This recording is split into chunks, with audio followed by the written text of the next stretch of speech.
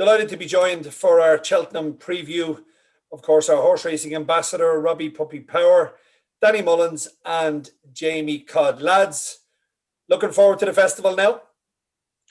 Yeah, sure. We're just less than 10 days to go now. And yeah, looking forward to it. A busy week ahead of us. There's racing every day in Ireland. So yeah, but looking forward to next week. Well, fingers crossed for the likes of yourself and Danny, and of course Jamie. No injuries, but especially Robbie and Danny, who will be riding, of course, at Cheltenham. Unfortunately, Jamie, you won't be there this year. No amateurs allowed. Yeah, disappointing, Leon. But look, we kind of knew our fate there, maybe 2 or 3 weeks ago before the initial announcement. So we kind of knew we were fighting a losing battle. So look, at fingers crossed, we'll be back in Aintree. Some great racing, and really looking forward to watching it. Right, lads, we're going to kick it off, and we're going to go through every single race of Cheltenham 2021. First race up is the Supreme Novices Hurdle. And, of course, I'm going to start with you, Danny, because Mullins, who, of course, your uncle and who you're riding for, he has the favourite appreciated second in the champion bumper last year to Fernie Hollow. 3 from 3 this year. A worthy favourite, Danny. Yeah, you'd like to think he's a worthy favourite. You know, he's done nothing wrong this year. Won well in Cork at his maiden. Came back to Leopardstown, won a Grade 1 nicely. And you'd probably be more taken by him winning the Grade 1 at the Dublin Festival. It was a stop-start race. Paul probably had to get racing a little bit sooner than he liked and still put the race to bed fairly nicely to beat maybe some decent opposition without being standout horses behind him. It's another stepping stone in the right direction for a horse you probably would have thought coming out of the bumper last year he was going to be maybe the 2-5 route, but he's shown plenty of speed again this year. And Jamie and Robbie, for our Oil Sports offer, will, of course, which will apply to every single race at the Cheltenham Festival, finish second or third to the starting price favourite, and you get your money back. Jamie, I'm going to have a chat with you first, and in terms of Ballymore, of course, who got closer to appreciated last time out. You know this horse inside out. What about his chances in the Supreme? Yeah, look, you'd have to think that, you know, better ground is going to really suit this lad. Look, at he went to Fairyhouse before Christmas, won his Grade 1 there. Came back then to Leopardstown at Christmas, but ran below par. Gardens were a little bit under the weather for that period of time, but he came back. I was very encouraged what he done in Leopardstown the last day at the Dublin Racing Festival. He looked like he was going to get there, missed the last, but I thought he picked up well enough from the back of the last to say that, you know, he's going to go back to Cheltenham to take on appreciated and definitely give him a good solid race, if not maybe turning the tables with him. The ground will suit. His jumping has sharpened up, so I would think he has a very live chance. And Robbie, we've spoke about appreciated. We've spoke about Ballymore. Metier, of course, will carry the hopes of the British. Soaring Glory is another one in there, and a horse, Robbie, I'm keen to get your thoughts on is Blue Lord. Another horse from the Willie Mullins yard, finished second, but never settled at all behind Bob Ollinger. Will stepping back in trip suit Blue Lord, and who do you think is the most likely winner of the Supreme? Yeah, Blue Lord ran a nice race in at the Dublin Racing Festival when it dropped back to 2 miles. He was far too keen behind Bob Ollinger. I can see him running a nice race, but I don't think he's good enough. I can't see him reversing form with Appreciated and Ballymore, who both finished in front of him on that occasion. I've been very impressed by Meteor in his couple of starts. He was very good when he won an Ascot, and then again impressive in Sandon in very testing conditions. I think better ground will suit him. But for me, the biggest danger to Soaring or to Appreciated is Soaring Glory. I was very impressed with him in the big handicap hurdle in Newbury, which is a race that has a great record with horses going for the Supreme. I rode in that race. We went very fast. And he learned a hell of a lot from that. He's a horse that John Joe's always held in the highest regard, and I think a Soaring Glory is probably the biggest danger to the Irish. Right, lads, Nick on the block. Jamie, who's going to win it?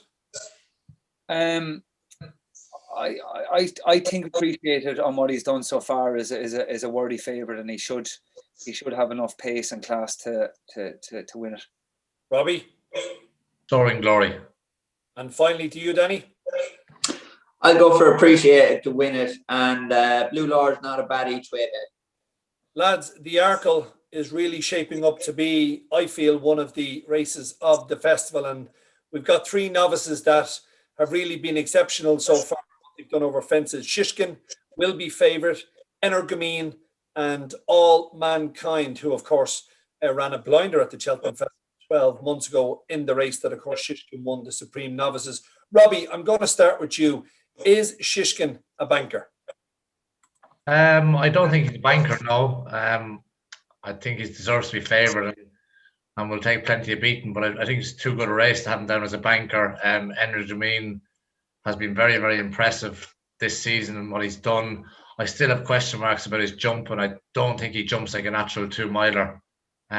He's a little bit careful at some of his fences, a bit high. He doesn't really flick to the top of them like Shishkin does and All Mankind.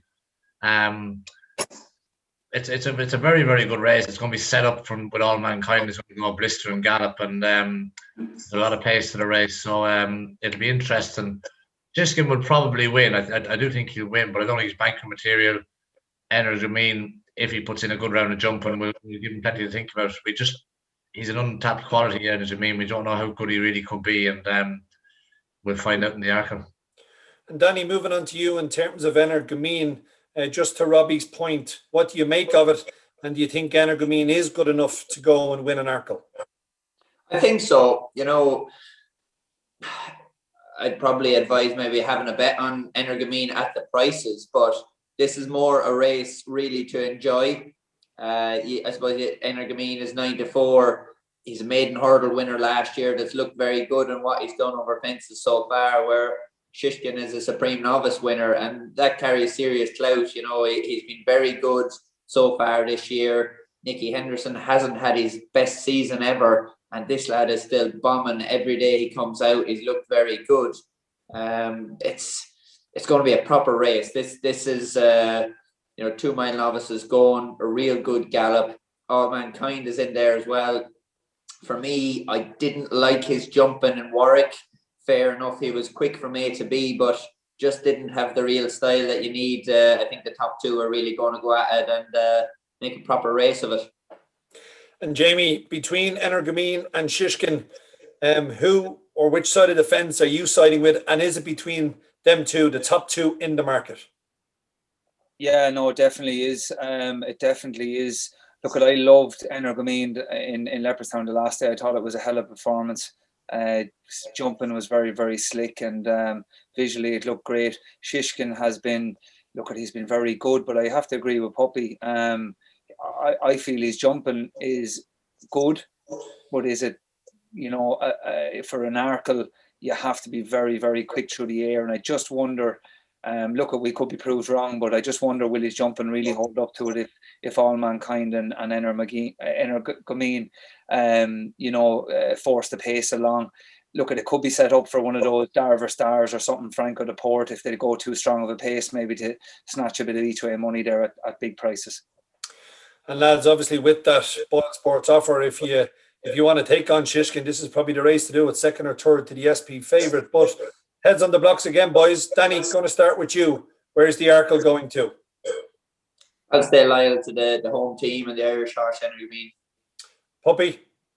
Shishkin. And Jamie? I'm going to go for Energumene, but I'm very fond of Shishkin, but I just feel that Energumene might be the one for the jumping stakes here. Yeah, this is going to be a great race to watch. Savage, yeah. First handicap of the week, lads, we're going to take a look at is the Ultima Handicap, and I'm going to start off with you first, Robbie. Of course, you know quite well it's Rocco. What about his chances in the Ultima? Yeah, I think the Tenant Rocco has a good chance. I won 2 novice hurdles on him last year, over 2.5 and 2.6. They started him off this year over 2 mile, then went 2.5. He's a horse that's crying out for this sort of trip. It was very impressive in Foss Lass with top weight on his back in a handicap, and he's a horse to be ridden positively. One concern would be if the ground was good side. He does appreciate it. The softer it is, the better it's going to be for his chance. But he's a novice coming into this race, have great records, and he definitely have an each way chance, yeah. And Jamie, moving on to you, of the horses up around the top end of the betting, a horse you know very well is Ascari 10. I know he's got a couple of entries in the Cheltenham Festival, but with our non-runner cashback, you're safe. Should you back the likes of Ascari 10 for the ultimate if he doesn't run? But if he did, Jamie, would he be a likely candidate? Yeah, absolutely. He's a horse I know plenty about. I won a point on him as a 5-year-old. So, you know, I thought his run the last day in Naas, he seemed to be staying going very well to the line. Good jumper, solid horse. And as Robbie was saying, they're good record with novices in this kind of a race. So I think he's got a favourable mark coming into his first handicap. And yeah, he's definitely a horse you'd like to be siding with. And Danny, in this particular handicap, of course, many of these horses will have multiple entries at the festival.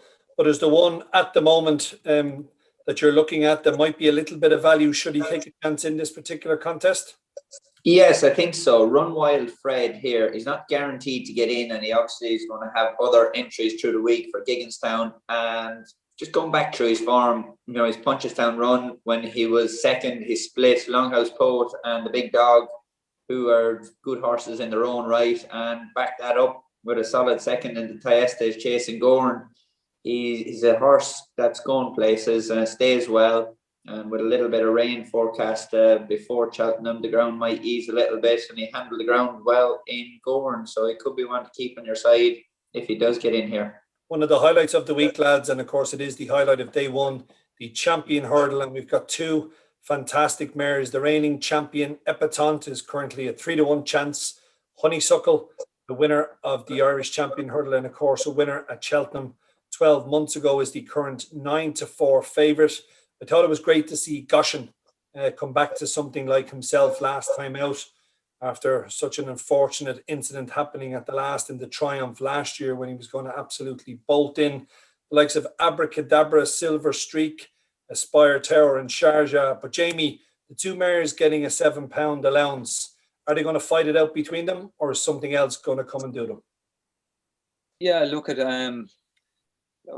Honeysuckle has been phenomenal. I just love watching her, and I like watching Rachel riding her. They did a great day at Cheltenham last year in the mares hurdle. I just hope that she does win a champion hurdle for Honeysuckle's sake, for Rachel's sake. I think it'll be huge for racing. You know, to have a queen of a mare coming through again, it'll be brilliant to see. Like I thought her performance in Leopardstown the last day was truly remarkable. Rachel just let her go to the front 4, 3, 2 out, and the race was over. You know, so I thought she coasted home from the back of the second last, and I thought it was a really, really good performance. So look, you'd imagine if she can back that up, getting the mare's allowance. Look, there's loads there. Goshen was unfortunate last year, and there's plenty there at each way money there. I'd say you could stick a pin in it at each way money, but I really hope to see Honeysuckle performing now on the big stage.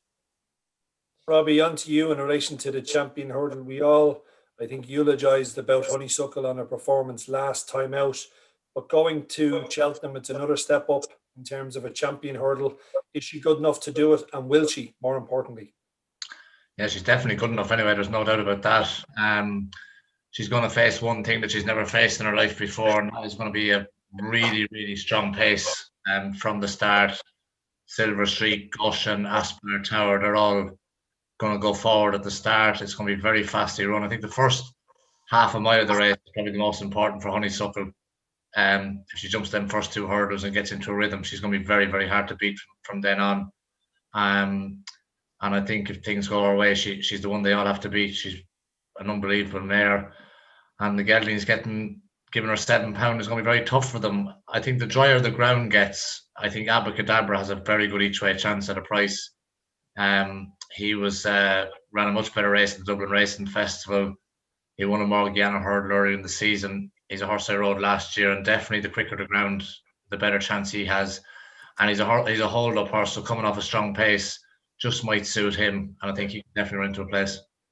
Yeah, Abracadabra ran a cracker, of course, to finish second behind Shishkin in the Supreme. Danny, from Willie's perspective in this particular race, Sharjah was disappointing in the Dublin Racing Festival, obviously having been so electric at Christmas time.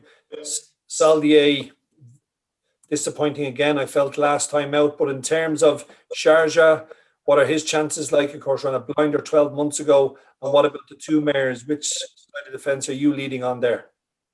Yeah, Sharjah, last year he probably had a bit of a disappointing run at the Dublin Festival and backed that up in Cheltenham to run a good race on slowish ground. But I don't know, I can't see him winning the race. If things fall his way, maybe he can hit the frame. But I just think it's a little bit more competitive this year. You have the two mares at the top of the market, Honeysuckle and Epatante. The Honeysuckle put in a career best performance the last day. It was amazing to watch how she just lengthened away and put a serious performance. It'll be interesting to see if she can back that up again. And Epatante, she was second at Christmas.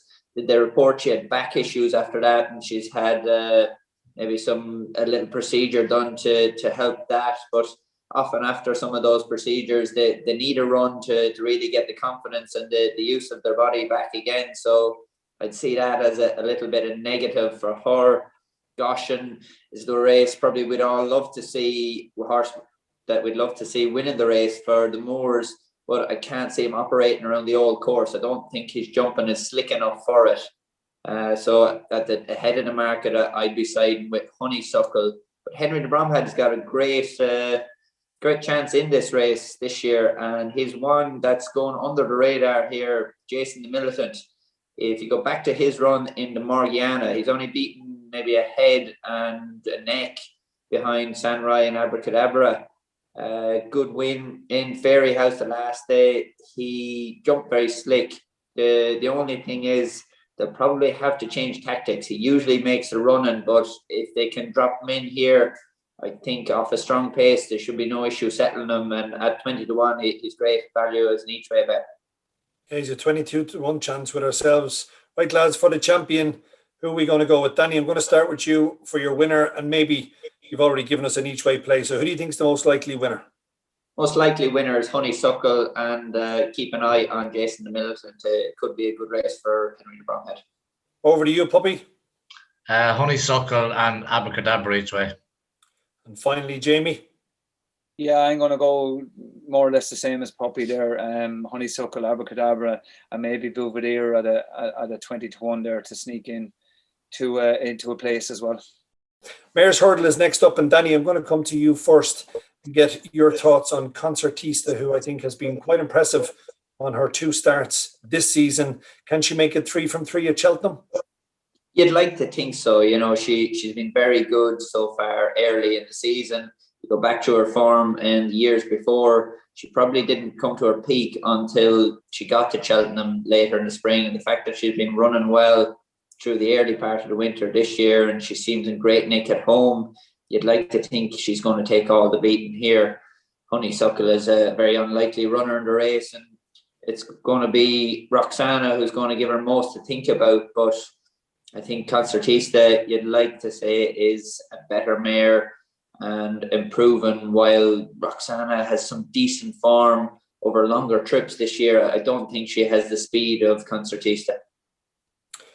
Robbie, Concertista, she is a worthy favourite. I'm sure plenty of the Irish will get stuck into her. It looks obviously as if Honeysuckle will run in the champion. But Roxana, what have you thought about her so far for Team Skelton? She's been very, very good this year. I don't know if it's guaranteed she'll definitely run here. As Danny said, she's definitely better over a longer trip. They have toyed with the idea of the stairs. She wasn't that far behind the 2 stairs hurdle horse, the Tyne Hill and Paisley Park. She'd be better on better ground. She's won this race before. I think there's a possibility if she lines up here, she has a good chance. But Concertista for me, as Danny was saying, her form all through the winter has been very, very good this year. In other years it hasn't been. And I think Concertista will probably be very hard to beat in a race that Willie Mullins has a very good stronghold, a good stranglehold on. And Jamie, over to you. Obviously, there is question marks about Roxana. They have talked about the Stayers hurdle, but with Concertista being I think she's a 5-4 favourite at the moment. Is she the most likely winner, or can you see something else, maybe like a Black Tears creeping into a place, or something like Great White Shark? Yeah, like you're look at Willie, as Robbie said, Willie has a fair old hold on this race. So you're kind of maybe trying to look for something that might sneak a bit of each way money at a price. Like one for me is Alan King's The Glancing Queen. She's run well in a champion bumper behind Envy Allen. I think she was beaten 7 or 8 lengths behind him. And she's been a little bit disappointing over hurdles, but her run the last day was encouraging, and I think maybe when she gets a bit of nicer ground back at Cheltenham, you might see the best of her. So maybe at 33-1, she might be one to sneak into a place. But all of you gents are mostly on the same side. Concertista, the one they all have to beat. Yeah, definitely. The Boodles Juvenile Handicap Hurdle is next up. And Danny, I'm going to have a chat with you in terms of Saint Sam.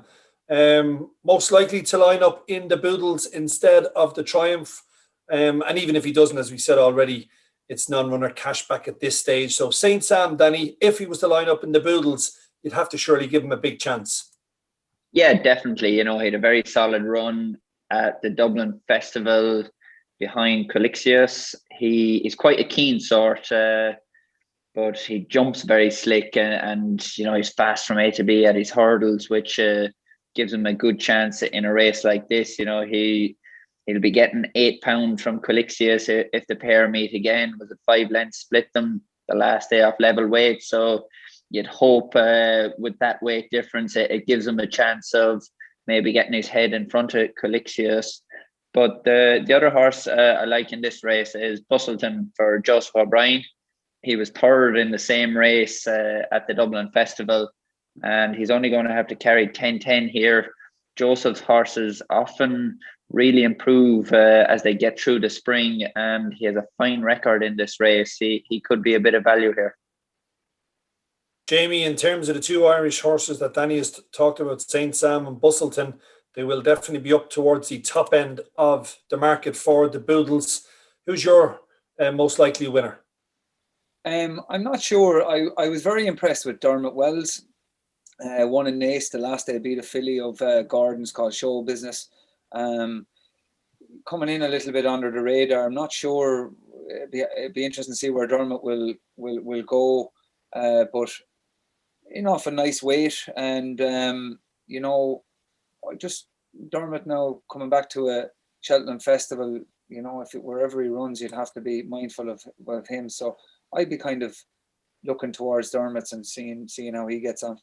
Yeah, that horse is Coltor. He hasn't gone unnoticed, Jamie. He's a 12-1 chance in terms of the Boodles. And Robbie, finally on to you in terms of this juvenile handicap. Who do you see as the most likely winner? When Cheltenham were scrapping a race last year to make room for the Mayor's Chase, they should have scrapped this. Very hard race to work out with what's going to line up here. I think Colixius will definitely run in the Triumph hurdle. I can't see Henry de Bromhead going for a handicap with him.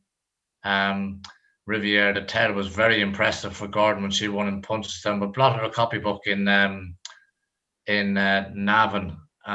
So has a bit to find, maybe better ground with Suda, but she's a free going type. Another horse of Gordon's, Glorious Zoff, that'll definitely go here.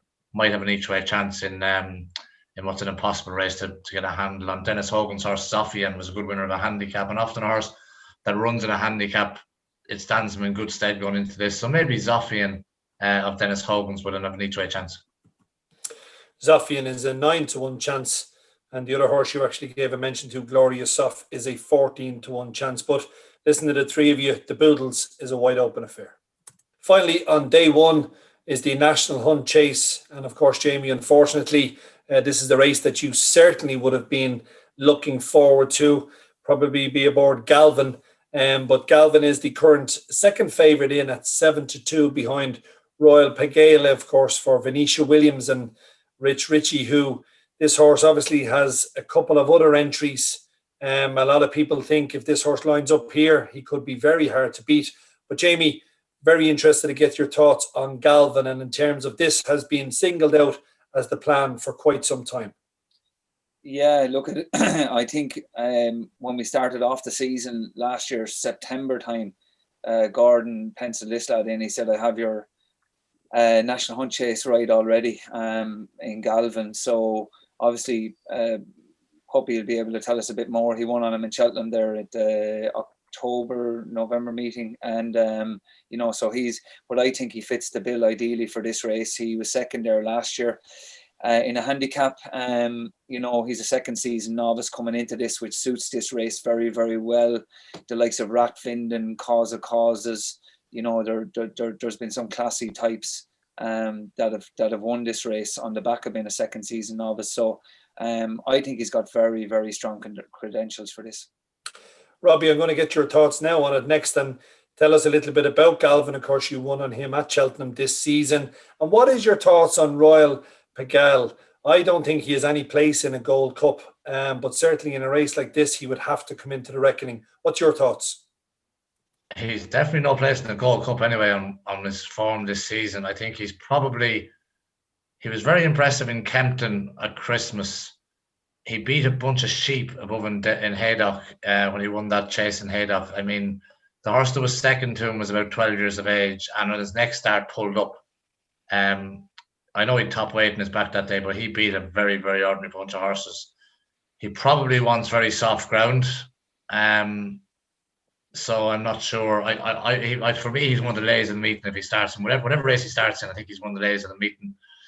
I think Galvin, I was very impressed with when I rode him in Cheltenham in October. He's got very good course form. As Jamie said, he was second in the Novice Handicap chase at the festival last year. I rode him over 3 miles. It was his first run over 3 miles, and he sowed the trip really, really well. He's a stayer with a turn of foot, and I think he'll stay 3 mile 5 as well. The drier the ground, the better his chance. And I think Galvin's got a real big chance in this race. Robbie, just before I let you go on this race, will Pencil Full of Lead line up in this particular contest? No, he's waiting for Fairy House. Maybe the Boyle Sports Irish Grand National could be a target for him.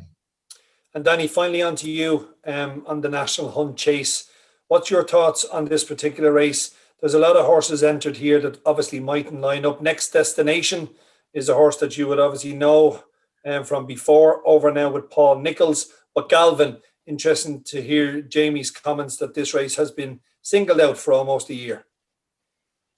Yeah, obviously it's been mapped out for him a long time ago for Galvin.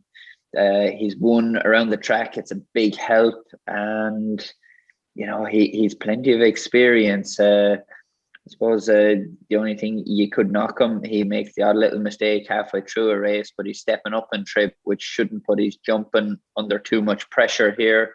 And you like to think he's probably the best option and a lot more value at the prices than the favourite Royal Pagal. He's improved, and as Puppy says, that handicap form, some of it is questionable at best. You can't take anything away from the horse. He went and done all was asked from him on the day, but he's getting a little bit skinny at prices for what's behind him here.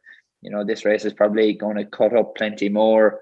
As Puppy is saying, Pencil Full of Lead doesn't go. Latest exhibition goes to Fairy House for the novice chase there. And, Longhouse Poet is a definite each way contender, but I don't know if he's good enough to beat Galvin. So once again, lads, it looks like the three of you are all in agreement with Galvin. Yep. Yeah, Snow Leopardess. I won a mayor's bumper on her listed bumper on Gorn a few years ago for Charlie Longson at 16-1. She's a mare that'll be staying on at the end. She's actually a 25-1 chance with ourselves, Jamie. So an each way squeak outside of Galvin. On to the Ballymore Novices Hurdle, of course, a Grade 1, the first race up on Wednesday, and a couple of horses here up around the top end of the market, as we've already discussed, will most likely end up going in the Supreme Novices. But Jamie, I know there's a horse here that you've been quite sweet on, and it's Bob Ollinger to go and win the Ballymore. Is he the real deal? Yeah, look, I've never ridden him, but I've been very, very impressed. The day I saw him win down below in Tortulli's point to point, I thought it was the most impressive performance from a 4-year-old point to pointer in a long, long time. Went to Gorn, won his point-to-point bumper, and you know, he's been beaten by Fernie Hollow since. That form is obviously not too bad, being beaten by a champion bumper horse. And you know, he stepped up to Grade 1 in the Lawlers at Naas with the minimum of fuss, and I think he's going the same route as Envoy Allen, winning in Naas. And yeah, I really like this horse. I think his jumping is good. Yeah, and I think he's a very, very good horse. Danny, Bob Ollinger, he hasn't done much wrong, and you could say him the same for the one coming from Willie Stables, Galliard de Menzel, who of course has won at Leopardstown now his last 2 outings.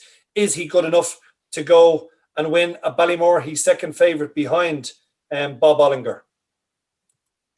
Yeah, I have no doubt he's a good horse. You know, watch him winning at the Dublin Festival the last day. It was a fair performance. But the question mark I'd have over Galliard de Menil is he's just a little bit keen, a little bit tricky.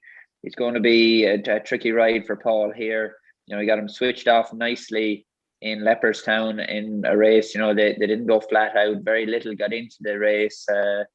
I ended up third on Statler, and I think Puppy ended up second in the race, and Galliard de Menil was the only one that was able to get in. Went and won well that day, but when you look at him here beside Bob Ollinger, he's a very straightforward horse. You go back to Naas, you know, Rachel, excuse me, he bounced out, handy, settled, jumped.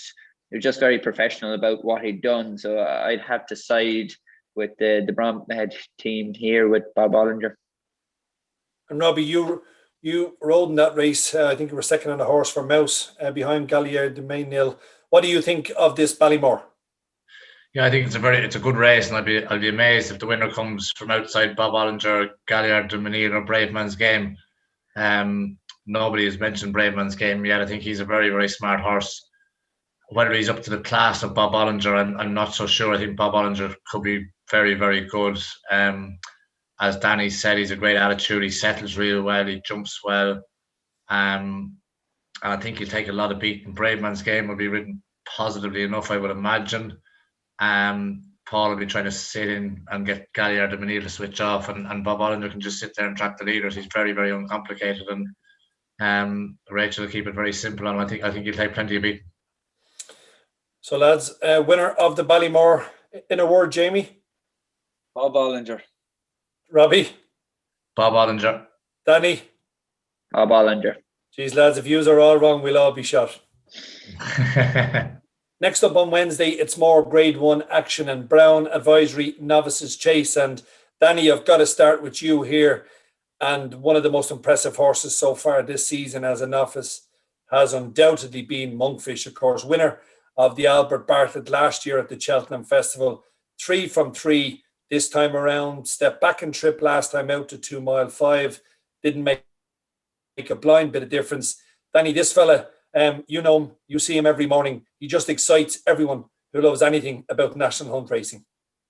Definitely. You know, last season as a novice hurdler, he was a bit slow to get going and improved all the way through the year to end up winning the Albert Bartlett. But from get-go this year, he's very good in his beginner's chase at Fairy House. Won his Grade 1 in Leopardstown at Christmas. Dropped back and trip was no issue to him. His jumping was very slick at the Dublin Festival. I suppose you'd be foolish to think anything has more ability than him here. And as novice chasers go, he's as rock solid as they come. I think this is a banker material and could be one for multiple bets. And Robbie, look, I mean, he's 11 to 8 on favourite.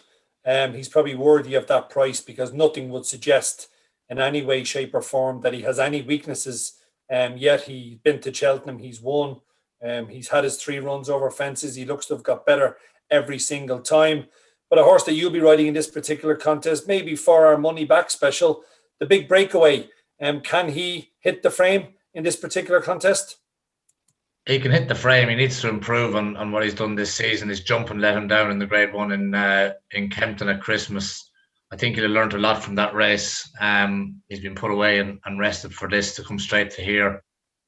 He has an each way chance, but he hasn't a hope in hell of beating Monkfish, who's the most complicated, beautiful horse, just a snaffle bridle. That's all he wears. No noseband, no nothing.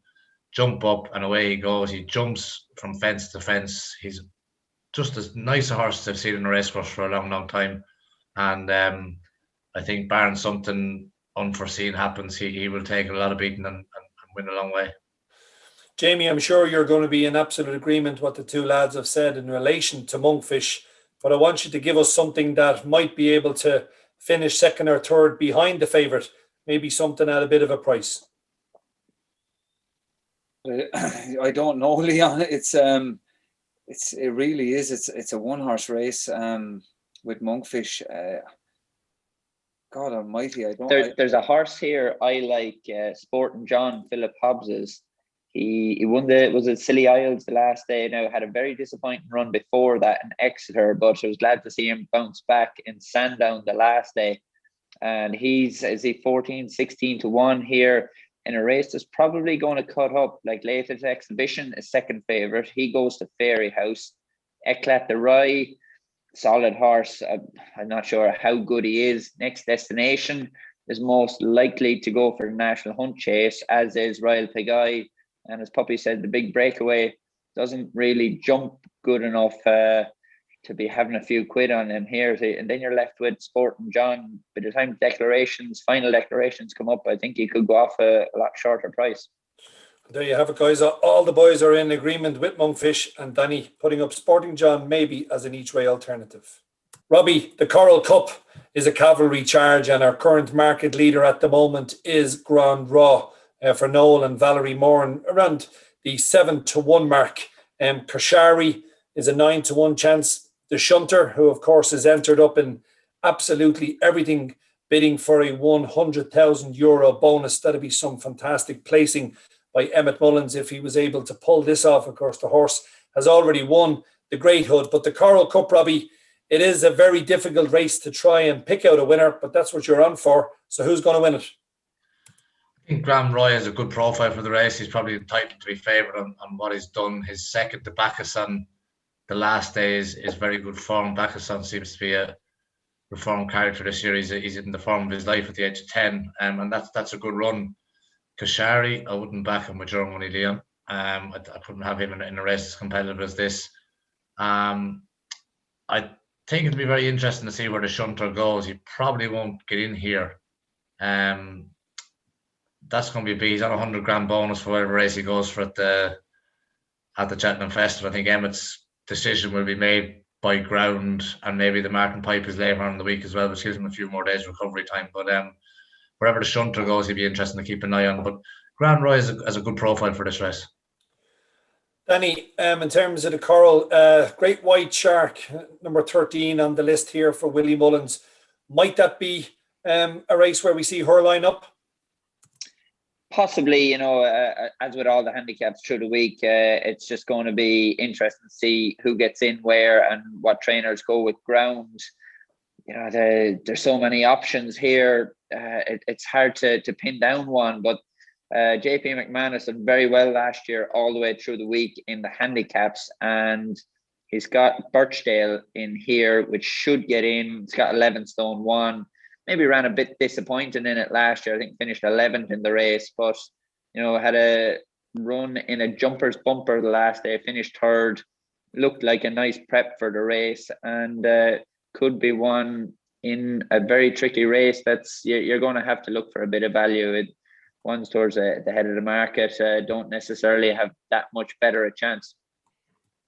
Birchdale is currently an 18 to 1 chance. Look, lads, I know we're a bit out here on the Coral Cup, but who is the most likely winner? Danny, you're going to stick with Birchdale each way. Robbie? Yeah, I'll stick along with Grand Roy. He's had a nice campaign this season, and he's just coming into this race in good form. And Jamie, I'm going to leave you with the final word about this competitive handicap. If Martin Brazel's You Raise Me Up got a run, I'd say it'd be very, very much in the balance whether he would get a run on it. But I was impressed with him the last day in Nace. I think he'd appreciate the step up and trip and a bit of drying ground, and I think he's got a good chance. Danny, just before I let you go, another runner who was a winner last time out was Maze Runner, owned by Jackie Mullins, trained by Willie.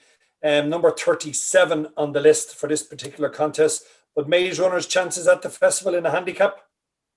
Yeah, he could do one a very competitive handicap. at the Dublin Festival. Conor McNamara won on there. He had quite a lightweight that day, and which probably gave him a penalty, which should get him into the Coral Cup.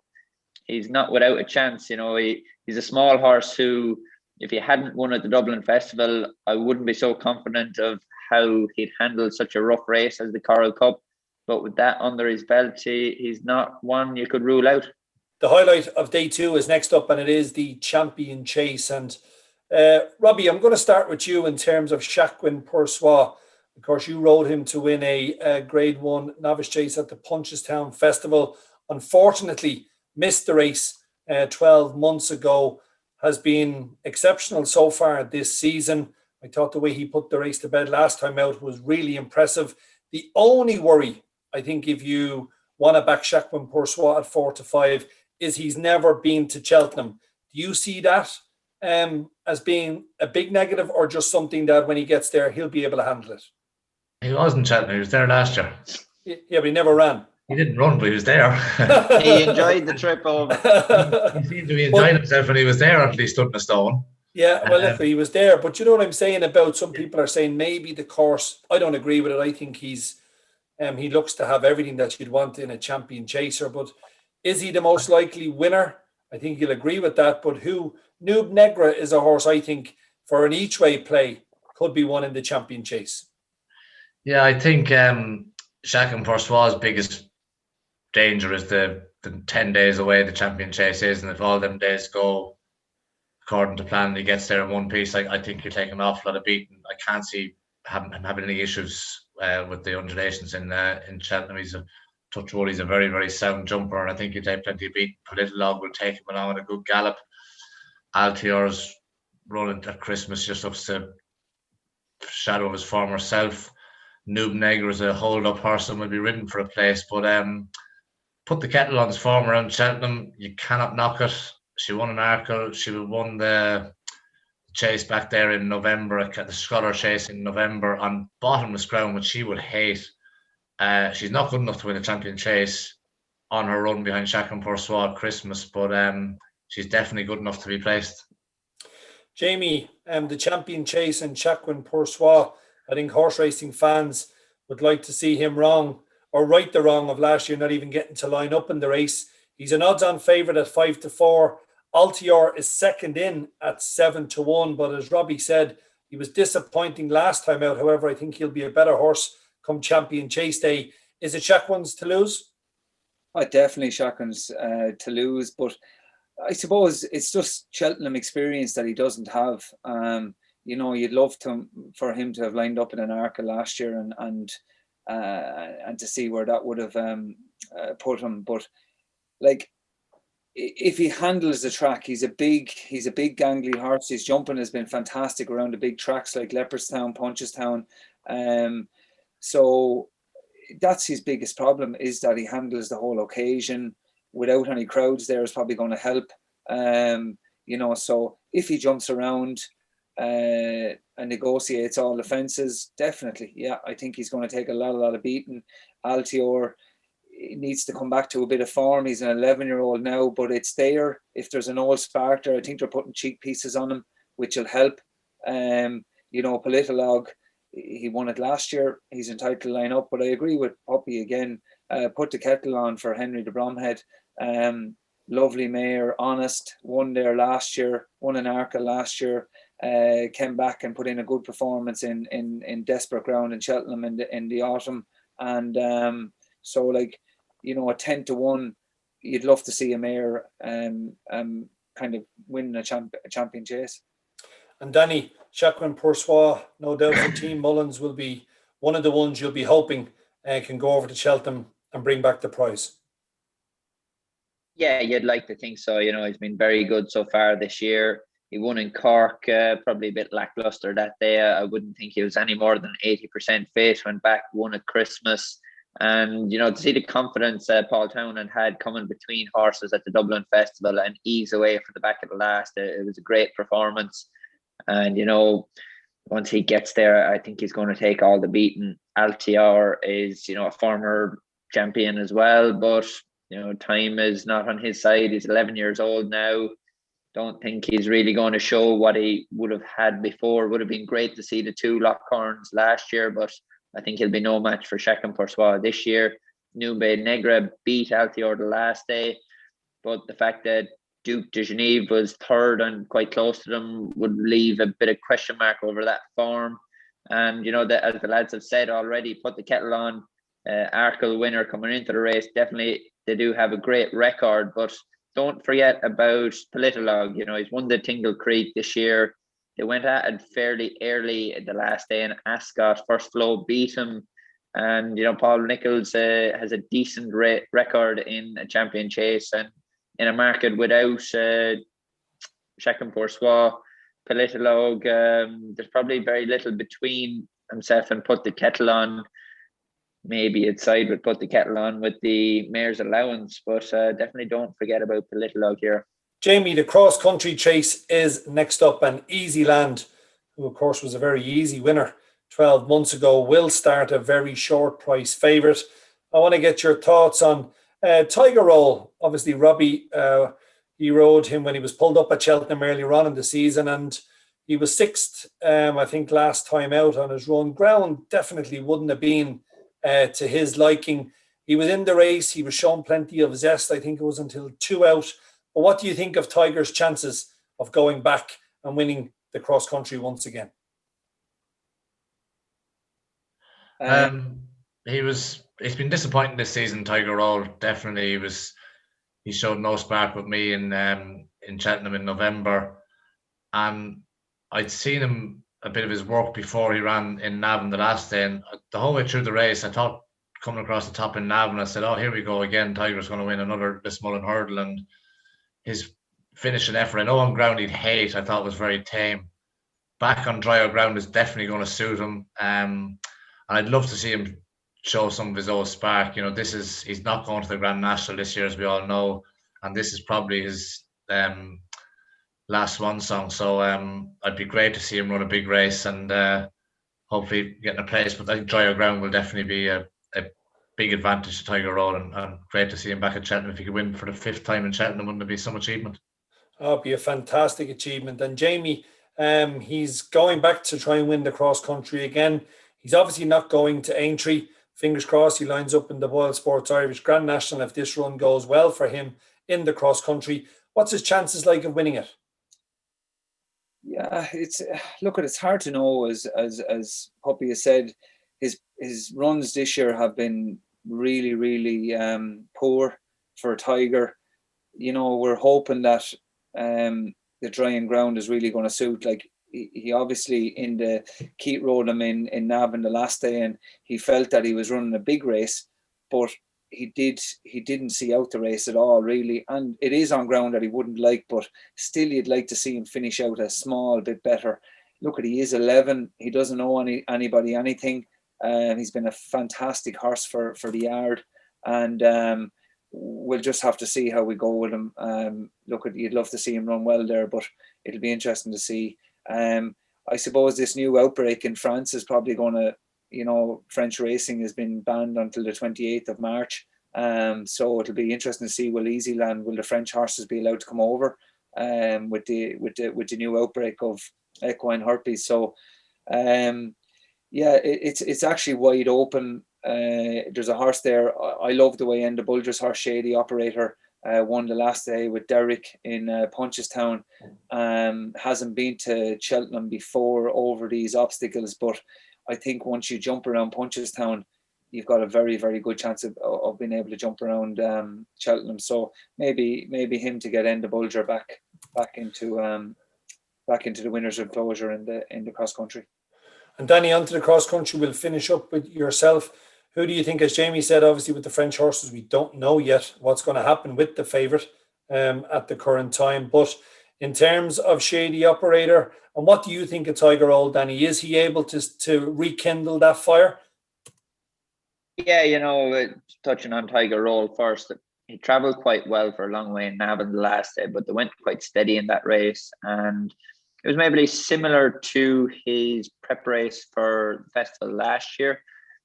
He's getting on. If you're back in Tiger Roll, I think you'd be going with your heart. Your head says no. I'd love to see him do it. He's a fantastic little horse. He's done so much for racing, but to be honest, I can't really fancy him here. As Jamie's touched on already, the French horse, it'll be interesting to see, does he line up? I read a brief bit of a statement from Tim Brennan on the equine virus, and I think Irish and English horses are vaccinated against it, but they don't have to vaccinate it against it on mainland Europe. So be interesting to see, do the BHA allow him to travel over? And if he does come, I think he's the most likely winner of the race. He was a little bit disappointing back in November. Ground was soft, and from what I remember of him walking around beforehand, he looked a little bit like he was carrying a bit of weight. And that was a handicap also, where this race at the festival is a conditions race with level weights. So if he was to meet Potter's Corner in a handicap, Potter's Corner would be getting a stone, maybe more off him, and they have to run off levels here. So it all points towards Easy's Land being the most likely winner of the race. But if you're backing him, you'd want to be having non-runner, no bet, because with the other outbreak on mainland Europe, he's not certain to run. We certainly have that non-runner cash back anyway if you were to pick Easy Land, but most likely winner Easy Land. But Jamie giving a good shout for Shady Operator. Lads, on to the Grand Annual Handicap. Obviously, once again, with these handicaps, we don't know the final fields as we're speaking. But looking at the betting, in Tukas has been tipped up by an awful lot of people, as has Embittered, Sky Pirate, the Shunter, once again, is in here. Do we think, lads, actually a question just to ask you, Danny, I'd be thinking he'd be going for one of the hurdle races, but he's also entered in the chases as well. What's your opinion on the Shunter? Do you think he'll line up in a hurdle race? I suppose Puppy is maybe a better person to give an answer on this, but I thought on his form he would look like a better hurdler. It'd give him a better chance of winning the hurdle. Robbie, you rode him to win the Great Road. Do you think he'll line up over hurdles? I think he will, yeah.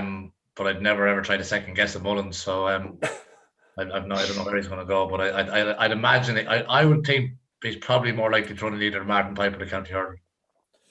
So looking at this particular contest, then, lads, with a couple of horses in Tukas, Embittered, obviously both trained by Joseph O'Brien, would either of them be coming into your reckoning, Robbie? Yeah, most definitely. Embittered has some very nice form.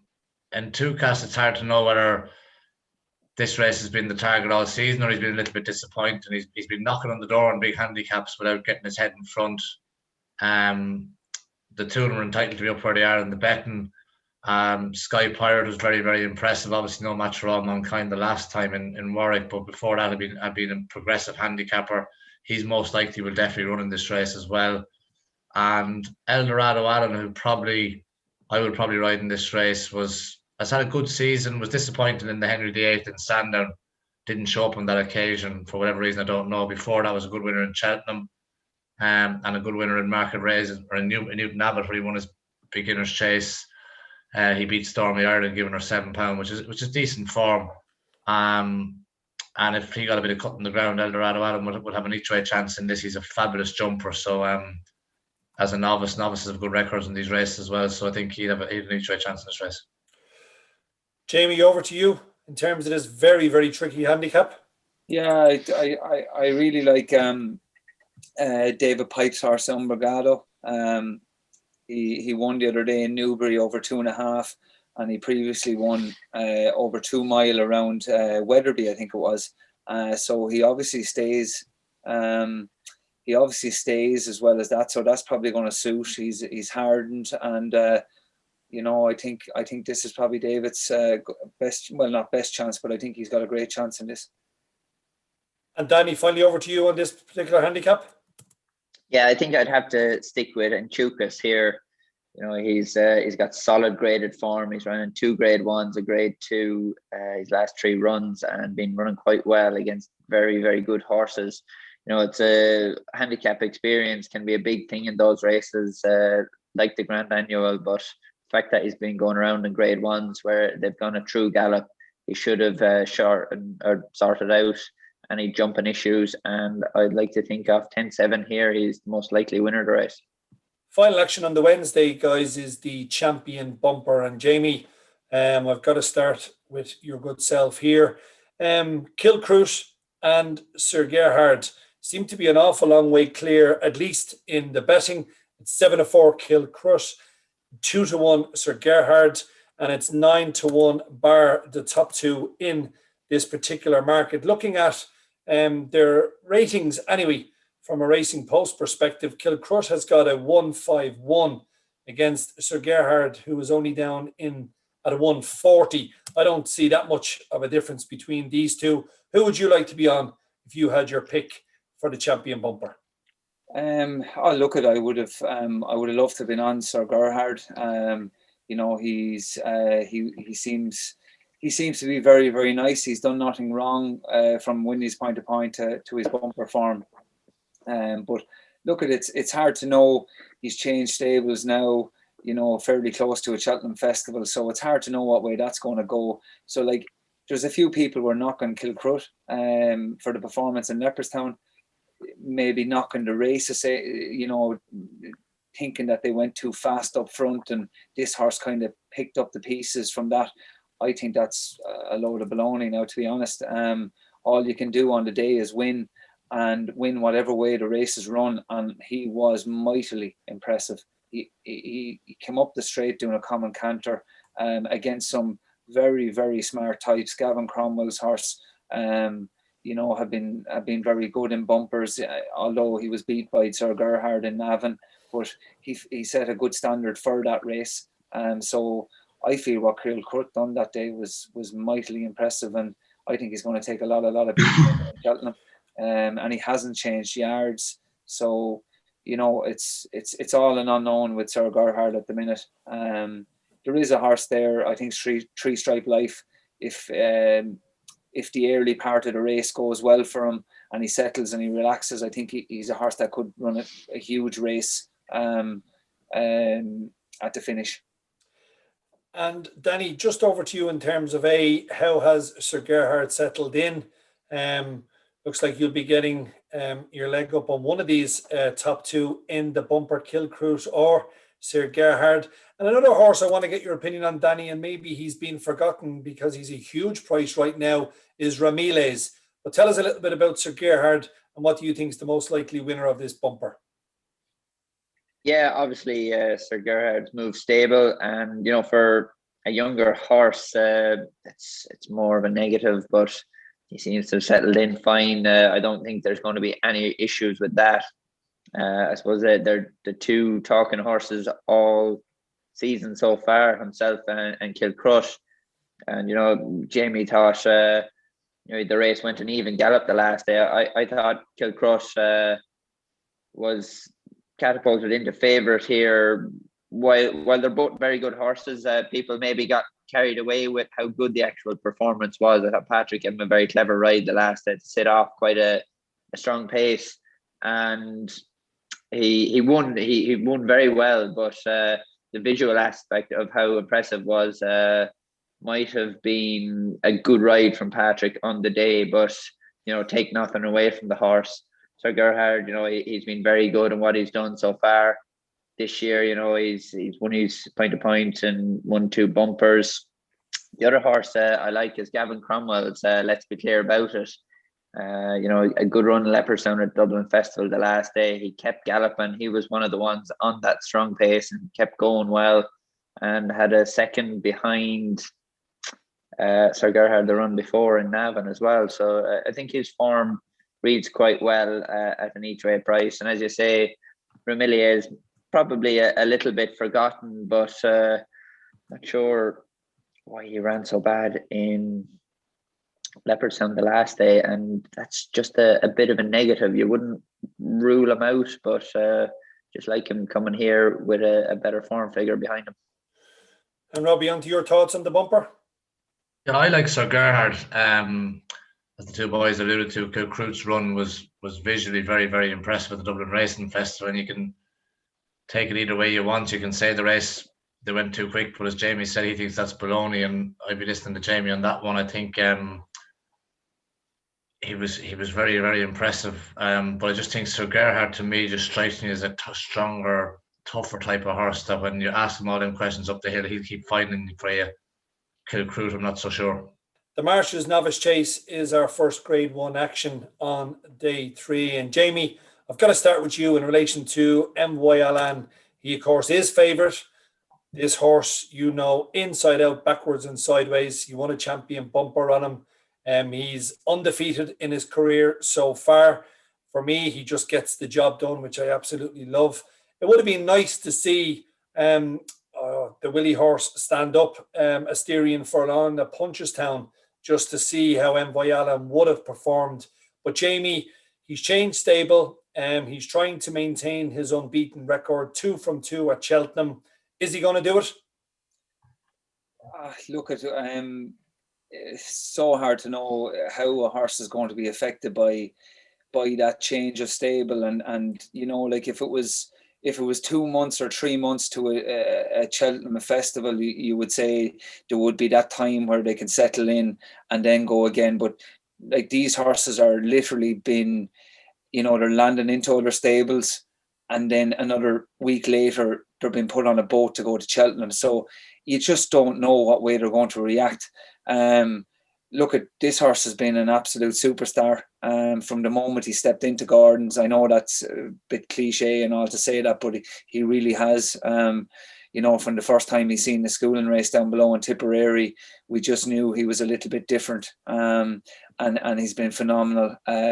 So, like, we wish him the best. We hope that he goes on to be what we hoped he would do and win a Gold Cup someday, because we all love him in Gordon's, and you know, we just want to see him do well. So, you know, that's all you can really say on him. It's a bit of a non-event. I think Sporting John is probably going to line up here in this to take him on, but other than that, it'll be, you know, it should be MY Alan's race. Robbie, Sporting John was a good winner last time out, over 2.5 miles at Sandown. And of course, one of the horses that will be reopposing most likely in this race, the horse that he beat, Sham Blue, for Dan Skelton. Sporting John at present is a 7-1 chance in this Novices Grade 1 chase. Is MY Alan obviously changing stable, Robbie, is not a positive, but is he still good enough to go and win this? Yeah, obviously changing stable is not a positive, but if only half of MY Alan arrives over in Cheltenham, he'll still win this. And this race is going to cut up Energamine, second favourite, not running obviously Monkfish, then you have Sham Blue, Chantry House and Sporting John won't take each other on. They're both same owners. And I think Sporting John is probably the most likely horse to chase him up the hill. Sham Blue is a brilliant jumper and will probably go from the front. We'll give MY Alan a perfect lead. Another horse in the race that I was very impressed with, I actually got to sit on him one morning when I was in Nicky Henderson's riding. There was a horse called Allard, and he beat me on Fiddler on the Roof, first time up over fences in Ascot. He made a few novice mistakes. He fell on his next start in Haydock. I'm sure Yogi Breisner or someone has been working on Allard. He was 5th in the Supreme Novices last year. And I think if Allard lined up here, he could be way overpriced because of that fall the last day, and will have a big each way chance. Yeah, Allard is currently a 14-1 chance in the Marshes. Danny, from the Willie Mullins stable, who is most likely to end up in this particular contest? I know that's probably the $64 million question, asking you that in terms of trying to work out Willie's mind at the moment. But your thoughts on MY Alan, and who do you think who could put it up to him? Yeah, I don't think there's very much to put it up then by Alan. You know, I'd probably hit the nail on the head. Even if half the horse turns up, he's got so much class. He jumps so well. You know, he's just very solid. Even with moving stables, he's still a banker here. You know, you'd go very well to find one to beat him. Of Willies that are going to run in the race, I'm not sure. It'll be a late decision. I'm sure Asterion Furlong could turn up here. I can't see him maybe going the other way, or Black Bow is a possibility.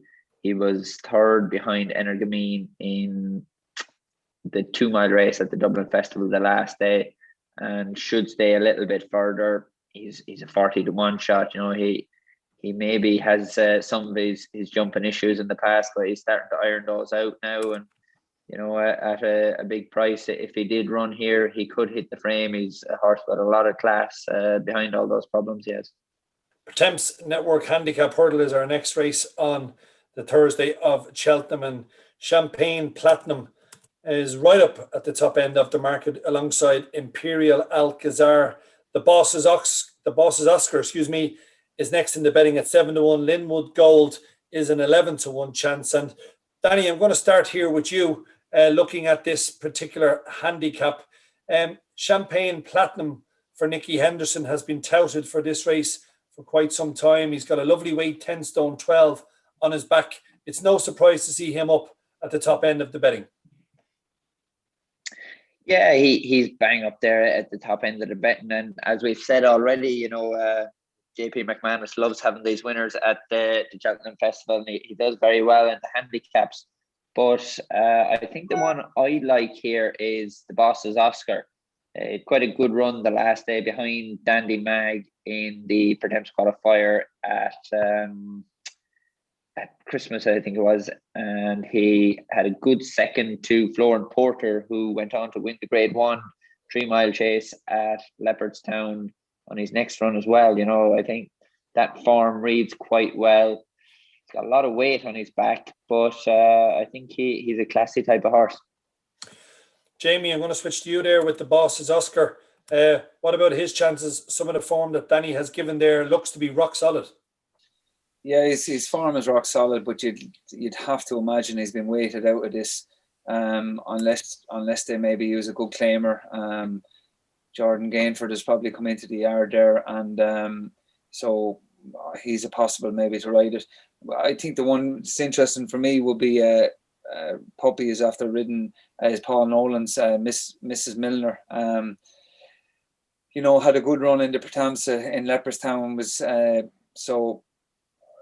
She has that experience from Cheltenham as well. I think Puppy had rode it was second in Cheltenham. So, it seems to have that experience that you need for a race like this, and it seems to be off a nice weight as well. I think about 10.7 or 10.8. So, you'd like to imagine it'd be great for Paul to have a big winner in Cheltenham.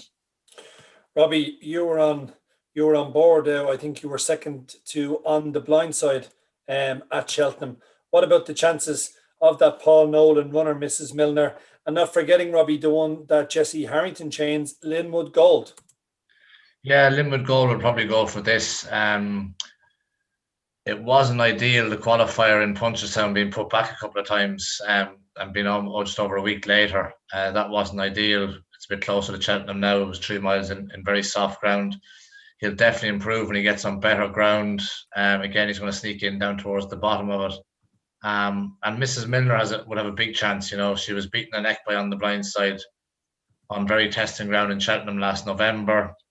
On a bit better ground, she'd have a good chance. She took a very heavy fall in Leopardstown the last day. Hopefully she's none the worse from that. And if that didn't do her confidence any harm, she's a real tough, honest mare. And I think she'd have to have an each-way chance. Next up is the Ryanair Chase Grade 1 action. And Danny, your uncle looks to have a really, really strong hand here. Willie Allaho, he's got Mellon, and of course he's got Min. And with the three of them being for three different owners, is there a likelihood that the three of them will line up in this Grade 1?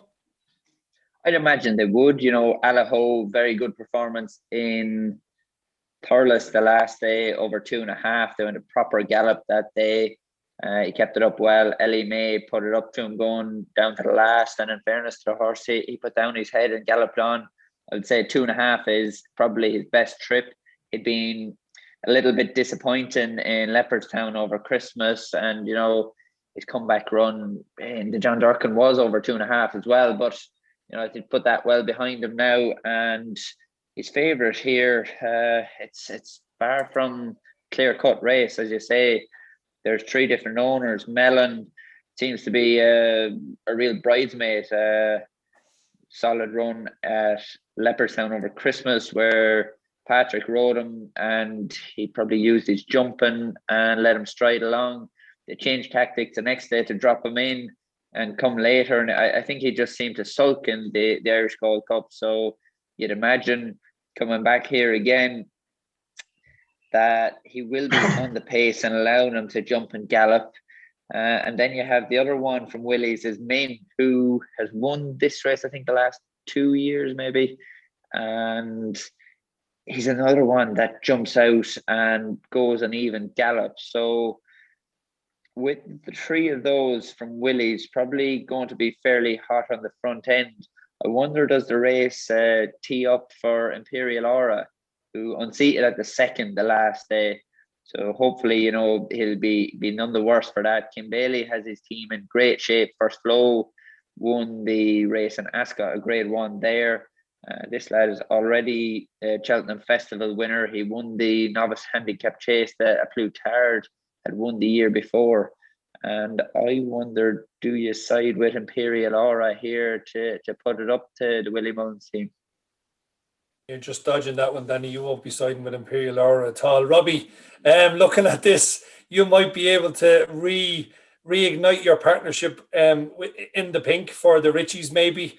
Obviously, Paul and Danny, but you might get, you've been on Min before when you chased home Jacqueline Poursois in the Dublin Racing Festival. But who do you think is the most likely winner of this, Ryanair?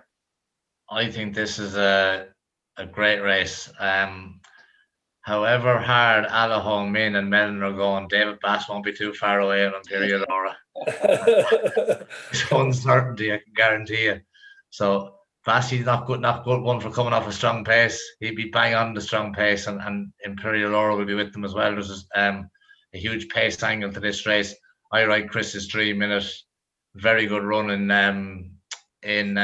Down Royal when he was second to the Storyteller. Form that looked, at the time, we were disappointed to get beaten in a grade 1 by the Storyteller, but the Storyteller came out and ran a cracker in the Irish Gold Cup. Henry is really, really happy with Chris's Dream at the moment. The form he's in, he's been working very well, and he goes well fresh. He was disappointing in the John Durkin, but that was probably coming off the back. He's a horse that, very strange horse, for some reason he just can't back up runs. He takes a long time in between runs, so he's come straight from the John Durkin to here, which was always the plan anyway. And I think at a big price, he will be one that'll be ridden coming off the strong pace. So at a big price, he could sneak into plenty of money. And Jamie, it's a cracking grade 1, no doubt about it. Who would you like to be on, and who do you think is the most likely winner here? Yeah, look at everything Danny and Poppy have said. It makes a lot of sense. You know, I'd say the pace on the front end is going to be fairly, very, very strong. You know, Willys, David Bass on Imperial Aura. I really like Harry Whittingham's horse, second in it last year, St. Calvados. Seemed to be staying going. You know, so you'd imagine he could be banged there. But I think Joseph's horse, Fakir, you know, it was a good run behind Jacqueline Poursois. Back at the Dublin Racing Festival the last time after a disappointing run over Christmas, but that was a hell of a race, that 3 mile chase at Christmas. It really was. There was so many good horses pulled up that day. It was incredible. So I'd forget about that. But if he steps up and trip and handles the place, he could be one there just to sit in and maybe have a pop at him down over the last 2. More great action back to back at Cheltenham, and we've got the Stayers Hurdle and Paisley Park, who I suppose, looking at this horse, Robbie, back in 2019, it looked as if he had the Stayers division at his mercy. Obviously, things didn't go to plan at Cheltenham 12 months ago. Very good, I thought, to win from the position he was in last time out at Ascot. He's going to be the market leader. Tyne Hill, who, of course, was second to him. They're actually joint favourites at the moment at 3-1. Sire de Burleigh, who, of course, is a winner at the Cheltenham Festival. He's a 7-1 chance. And a horse, Robbie, that maybe he's just not getting enough credit is Flooring Porter. Some people say he stole the grade 1 the last day, but from my eyes anyway, he didn't look to be stopping. What do you think of this Stayers Hurdle? Are the British going to keep it? I think they will. Both Paisley Park and Tyne Hill, the British Stayers Hurdle form looks an awful lot stronger than ours. Sire de Burleigh has a fantastic record around Cheltenham, but they're in handicaps. I know he won one of them with a big weight in his back, but big difference when he stepped from handicaps into grade 1s and he's showed his arm and he ran the grade 1 in Epperson at Christmas behind Flooring Porter. I don't think that was the strongest of grade 1s. and the 3 mile grade 1 in Mascot at Christmas was a proper race and a real good race. And Tyne Hill looked for all certainty he was going to win and win well. And Paisley Park, Aidan Coleman got a renewed run out of him and he stayed on really strongly. I think better ground is going to suit Tyne Hill, and I'd love to see Tyne Hill win it for Philip Hobbs and Richard Johnson. I think he was unlucky last year to be just beaten by Monkfish in the Albert Bart. I think things didn't go his way off the last bend, and was probably a shade unlucky. So I think Tyne Hill to make it 2-1 to him over Paisley Park. And Jamie, I want to get your thoughts on the Storyteller. What an ultra consistent horse he is. He finished second to Flooring Porter. He was second to Kenboy over fences at Christmas. He obviously beat Robbie on Chris's Dream and Down Royal. He's just an unbelievable servant. And if he lines up in this, surely he's got to be at least in the money. Yeah, he's been incredible for connections. He always turns up. He's every day he goes, he brings home prize money or wins. Keith Donoghue has a fantastic relationship with the horse, gets on brilliant with him, knows him inside out. So you can be sure that this horse will be held up off the pace and he will be doing his best work at the finish. Whether he's good enough or whether he gets lucky enough, I don't know whether he'll win, but you could see him definitely been in the first 3 or 4 with the way he's been ridden. I kind of agree with you about Flooring Porter. I don't think he's getting the credit he deserves. People say they get freebies, they do this and they do that. They have to win first and foremost. I think people can make too many excuses for good horses when they win. They can say this or that about the way a race was run, but ultimately I think the best horse usually wins no matter what way the race is run. And I think this lad doesn't get the credit he deserves. He's only a 6-year-old. The only thing that I would be wary of with him is that the way he was ridden in Leopardstown, it just is very, very hard to do that on the old course around Cheltenham. It's a long run from the back of the second last to the last, and you could be in front going to the last, but from the back of the last, a lot changes on that old course. So maybe if they changed tack a little bit, you would imagine he could be the young improving horse. So I'm going to side with Flooring Porter. And Danny, finally to you, with the Stayers Herd, what's your view on this grade 1? Yeah, I suppose the 2 English horses at the top of the market, yeah, Paisley Park and Tyne Hill, there's very little split them in what they've done so far this season. They're justified probably to be joint favourites. Flooring Porter, I've no doubt he is a decent horse, but what I don't think is going to work out for him is Island Hurdles going left-handed. He leans quite a bit to his left, and as you see, when he won in Leopardstown the last day, he jinked quite bad into his left until he met the running rail, which is just going to be a nightmare for Johnny Moore riding him around there. In Goran, a few runs earlier in his career, he jinked out at the back of the last as well, off to his left as well. I can't see Cheltenham. The ability won't be a question for him, but the track just won't play in any way to his strengths. And the one I think that can win this is Sire de Burley. He's won 2 Pertemps hurdles. The first year he won it, he looked like an old rogue. It was a great ride from Barry Geraghty. He had to just get after him everywhere and just got up on the line, where last year he travelled around like a decent horse and won well. That Cheltenham record is it's fantastic for him, and he was behind Flooring Porter and the Storyteller in Leopardstown at Christmas, but it was no bad run. You go back to his win in Navan earlier in the year, he beat French Dynamite, who actually Puppy won on yesterday. Like, is a decent type of horse as well. And the fact that he enjoys Cheltenham and his form is so strong there, I think he could take the necessary step forward to have a winning chance in the race. Next up, lads, we've got a 2.5 mile, almost 2 mile, 4.5 furlongs. It's a handicap chase, and nice to see again up around the top end of the market is the Irish trained runners. We've got the likes of Arkle, we've got Chatham Street Lad. Obviously, a lot of these guys have got multiple entries. The Shunter is right up the top end. He's our current 7-1 favourite. Arkle is 8-1, 10-1. the likes of Chatham Street Lad, Caribbean Boy, Conflated and Umbrigado. Who do we think would be the most likely winner here? A horse actually liking this race, and I think this is where you go. It's very hard to know what horses are going to run in these races, but Nicky Henderson's horse, Caribbean Boy, I like him. I think he's definitely much better on good ground. He beat me one day in Newbury on very good ground, and there's probably been a little bit disappointing on his last 2 starts, although being not beaten that far, beaten 5 lengths and 7 lengths on soft ground.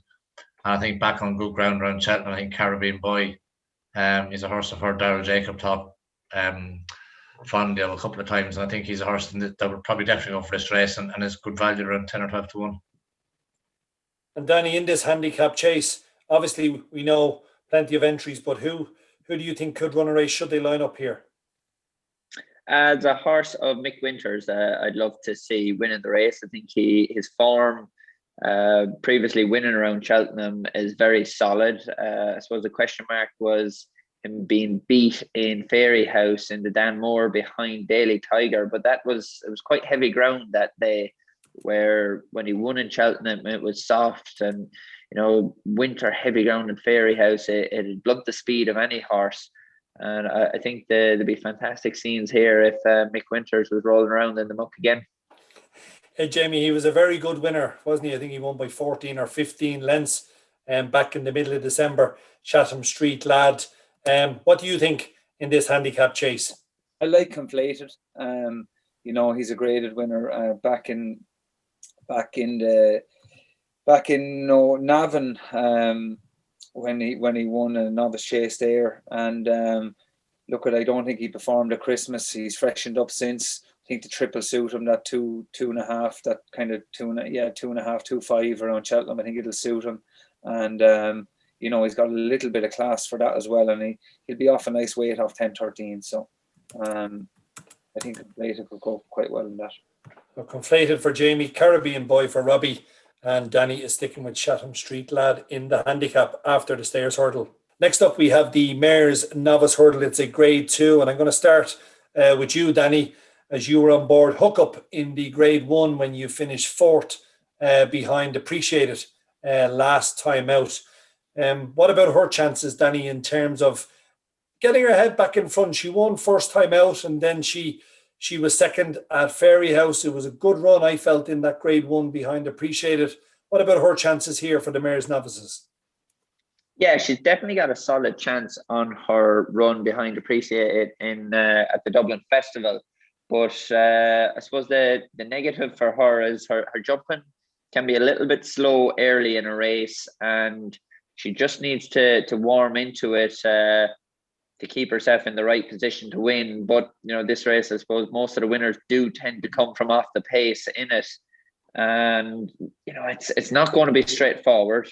Ryle Kahala beat her in Fairy House 2 runs back, and she was subsequently beaten by Rosie's Hollow in a graded race in Fairy House the last day, with Galloway's 3rd in that race as well. So there's a lot of this form is tied in together, and I don't think there's particularly a standout between the lot of them. If you take Hookup's form at the Dublin Festival behind Appreciate It as a single piece of form, it's probably very strong, but when you go back through it, she's just not that far ahead of all the other mares. And excuse me, disappointed last year. I rode her in the Triumph Hurdle as well, and she was well beaten that day. Now that came 2 weeks after her first run of the season last year in Fairy House, so that might be the reason for the poor run, the Triumph. But she just has maybe a little bit more to prove. People are probably getting hung up on the run behind Appreciate It. Is not as straightforward as that for her.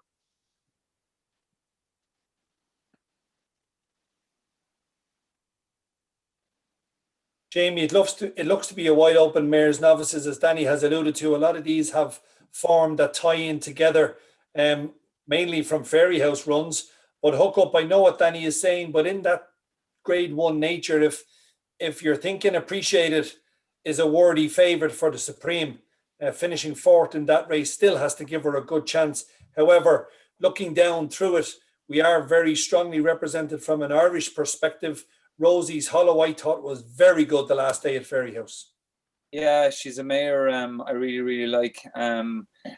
I've ridden a good few times for Jonathan Sweeney, and for him to be going to the Cheltenham Festival with a very, very strong contender in Rosie's Hollow.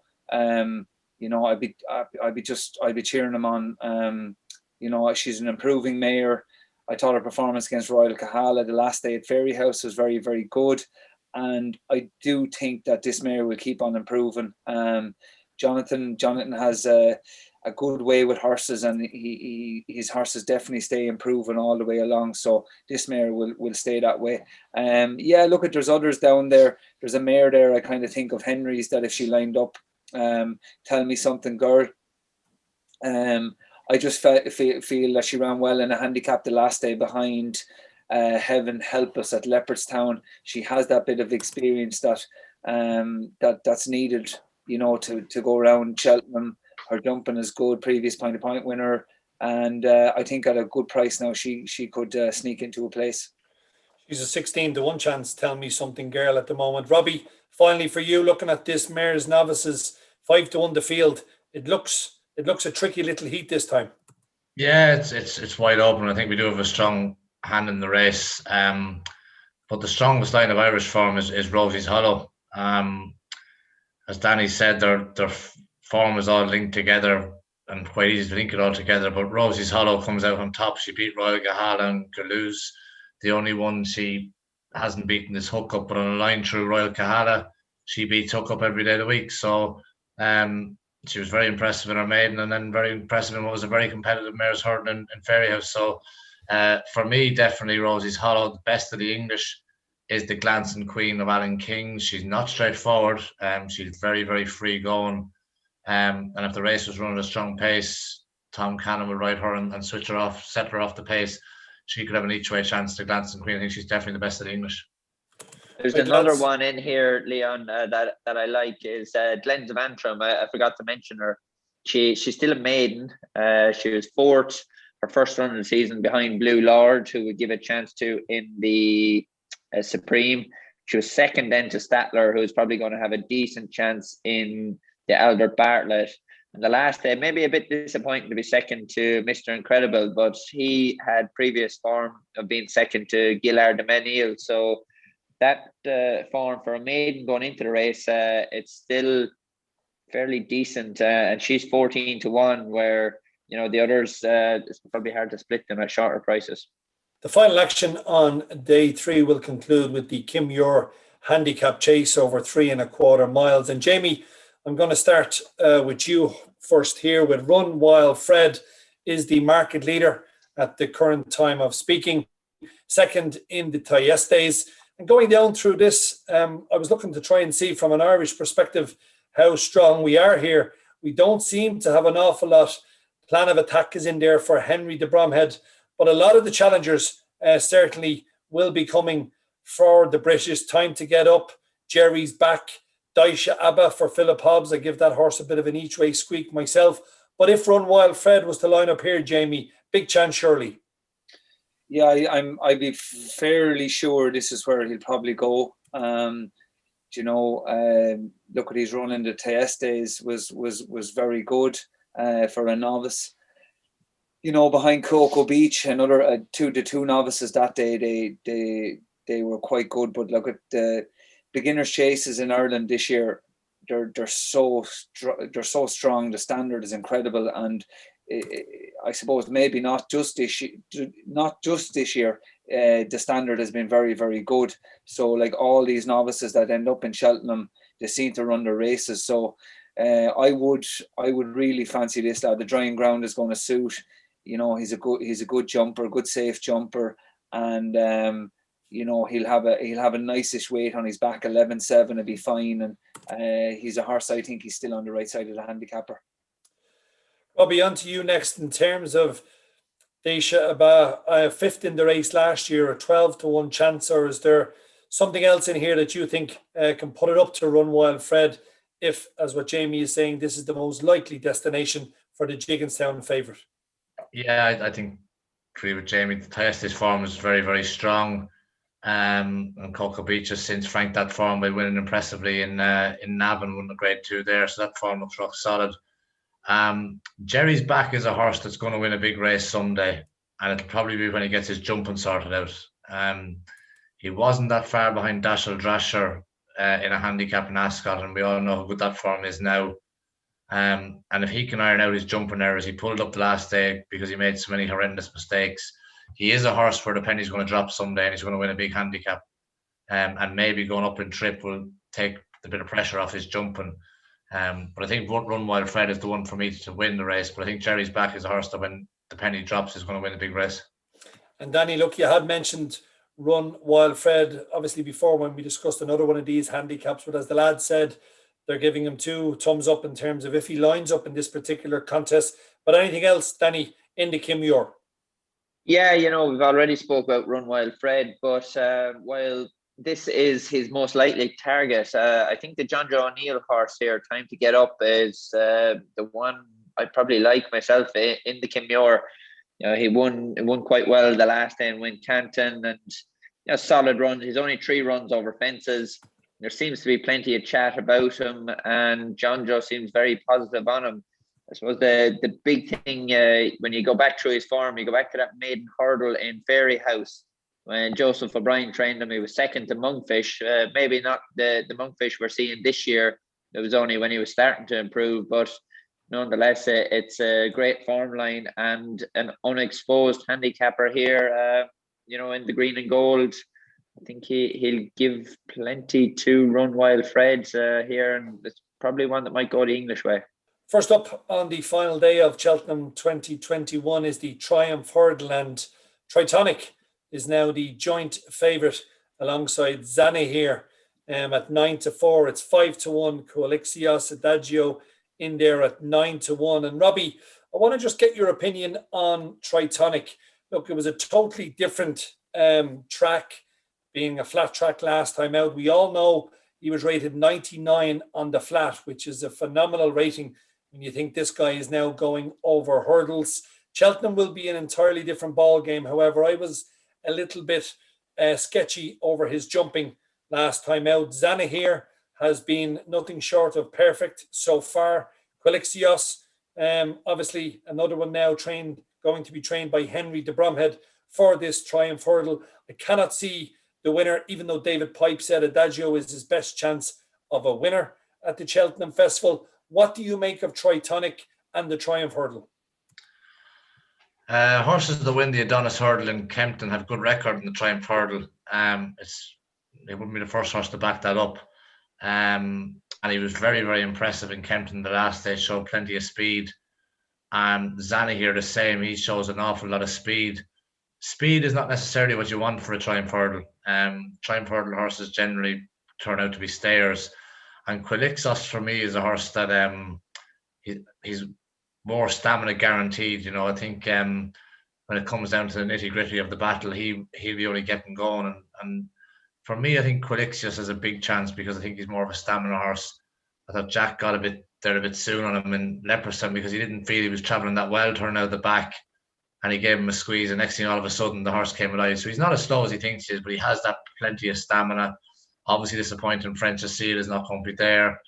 Adagio was an impressive run in Chepstow when he won in Chepstow. He's a horse that's improving with every run. But I think Quilixios for me, I think he's the one that could just edge it out with the stamina up his sleeve. Jamie, you know Zana here well, you know Quilixios well. If you had the choice to ride either here in the Triumph Hurdle, which one would it be? And do you think your choice would be good enough to go and win this Triumph? Yeah, they're two lovely horses, Leon, to be honest. And I think they're horses that are probably going to train on, into their next year and beyond, and possibly even jump a fence. They have a little bit of size and scope to them. So look, Quilixios he's a great temperament. He's behind the bridle. He's a lovely, lovely way of jumping. And I don't think that we probably saw the best of him yet. he didn't go. He went to Leopardstown the last day. He was supposed to go to Chepstow for the Grade 2. And unfortunately, the Irish horses couldn't travel. So, look, he has enough experience. I agree with Poppy in that I feel his way of racing will really help him, and to see out the trip really, really well. It's just that he wouldn't get behind the bridle too much in a helter-skelter of a Triumph, that that he gets a good passage around. Whereas Zander here, I feel that his speed, his tactical speed in a race, he'll have no problem lining up or doing whatever Jack needs to do in that race. He seems, touch wood, to be a good jumper, and like his performance in Fairy House and then into Leopardstown have been really, really good. So I'd be probably siding with Zander here. So Danny, 1 is for Quilixios, Robbie. 2 is for Zander here, and that's Jamie. Who are you going to side with for this year's Triumph? Yeah, I definitely side with Zander here. As Jamie said, the Fairy House performance was very good. He showed, he's well able to slog it out, and backed up by the Leopardstown run where they went very steady, and he still quickened on well to win that quite nicely. He's just a lot of class here. Tritonic, obviously a high class horse in the flat, won very well in Kempton the last day, but I don't know how deep that form was around Kempton, where Zander here, he's done it every way. I think he's definitely the best option here. Next action on the Friday is the County Hurdle, and maybe this is the race that the shunter will try and go and collect that £100,000 bonus. He's the joint favourite at the moment with Blue Lord, who of course we've spoken about in terms of the Supreme Novices. Soaring Glory is a 9-1 chance alongside Third Time Lucky. And a horse that I think should come into the equation for Pat Fahey is Drop the Anchor for the County Hurdle. Saldier, Danny, is also in here. He's around about a 14-1 chance. Who do you think, Danny, is the most likely winner of this County Hurdle? Yeah, a County Hurdle, it's a very, very tough race. Interesting to see that Blue Lord has got 11 stone 1 here. It looks a nice weight, unexposed novice coming into the race. You'd like to be keeping him on your side. Soaring Glory, obviously a good handicap winner in Newbury the last day, but you'd wonder, has the handicapper caught up with him from that run? He might be a better chance of run, into the frame in a Supreme Novices, where I don't know, has the handicapper got him here? The shunter, this, I think from what Emmett has said so far, it could be his most likely target if they get a little bit of rain. From the vibe I got off him, I think this is where he'd like to go if the ground was a little bit more on the slow side. But there's another horse here of Henry de Bromhead's that's far from out of it now. I've heard he goes for the Supreme Novices, but if he lines up here, Irascible, I think he's probably got an okay mark. He's only got 10-13. He was 5th the last day behind Appreciated, and that race where Blue Lord and Hookup were there as well. And if you go back to his run at Christmas, he was 2nd to Appreciated. And I think that form reads quite well coming into a handicap. There's a few interesting novices here that are probably under the radar. And Robbie, with the shunter, it was soft ground when he won the Greatwood. Listening to what Danny has said there, should the rain arrive, this could be the most likely target for him. What about his chances if he lined up in this particular contest? Yeah, you'd have to have a big chance in it. He's coming off the win of a tough race in Kelso. He had a battle hard for a long way in Kelso, so it'll be all about how he gets over. And this is going to give him the last day he can run, so it gives him more recovery time for the Kelso race. But he's a good, tough, hardy horse to shunter. And the new track in Cheltenham, it's all about stamina. 2 miles down there is a real stiff 2 mile, and it's probably the race that does suit him best.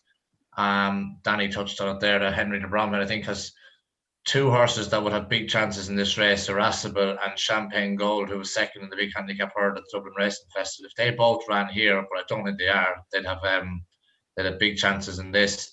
And another horse that I've been following quite closely for a while now, and he's another horse that's going to win a big handicap. He was third to Soaring Glory in the big handicap in Newbury. Is Edwardstone of Alan King's. When he gets a bit of good ground, there's definitely a big handicap coming his way at some stage, and I'd keep an eye on Edwardstone around 16, 20 to 1.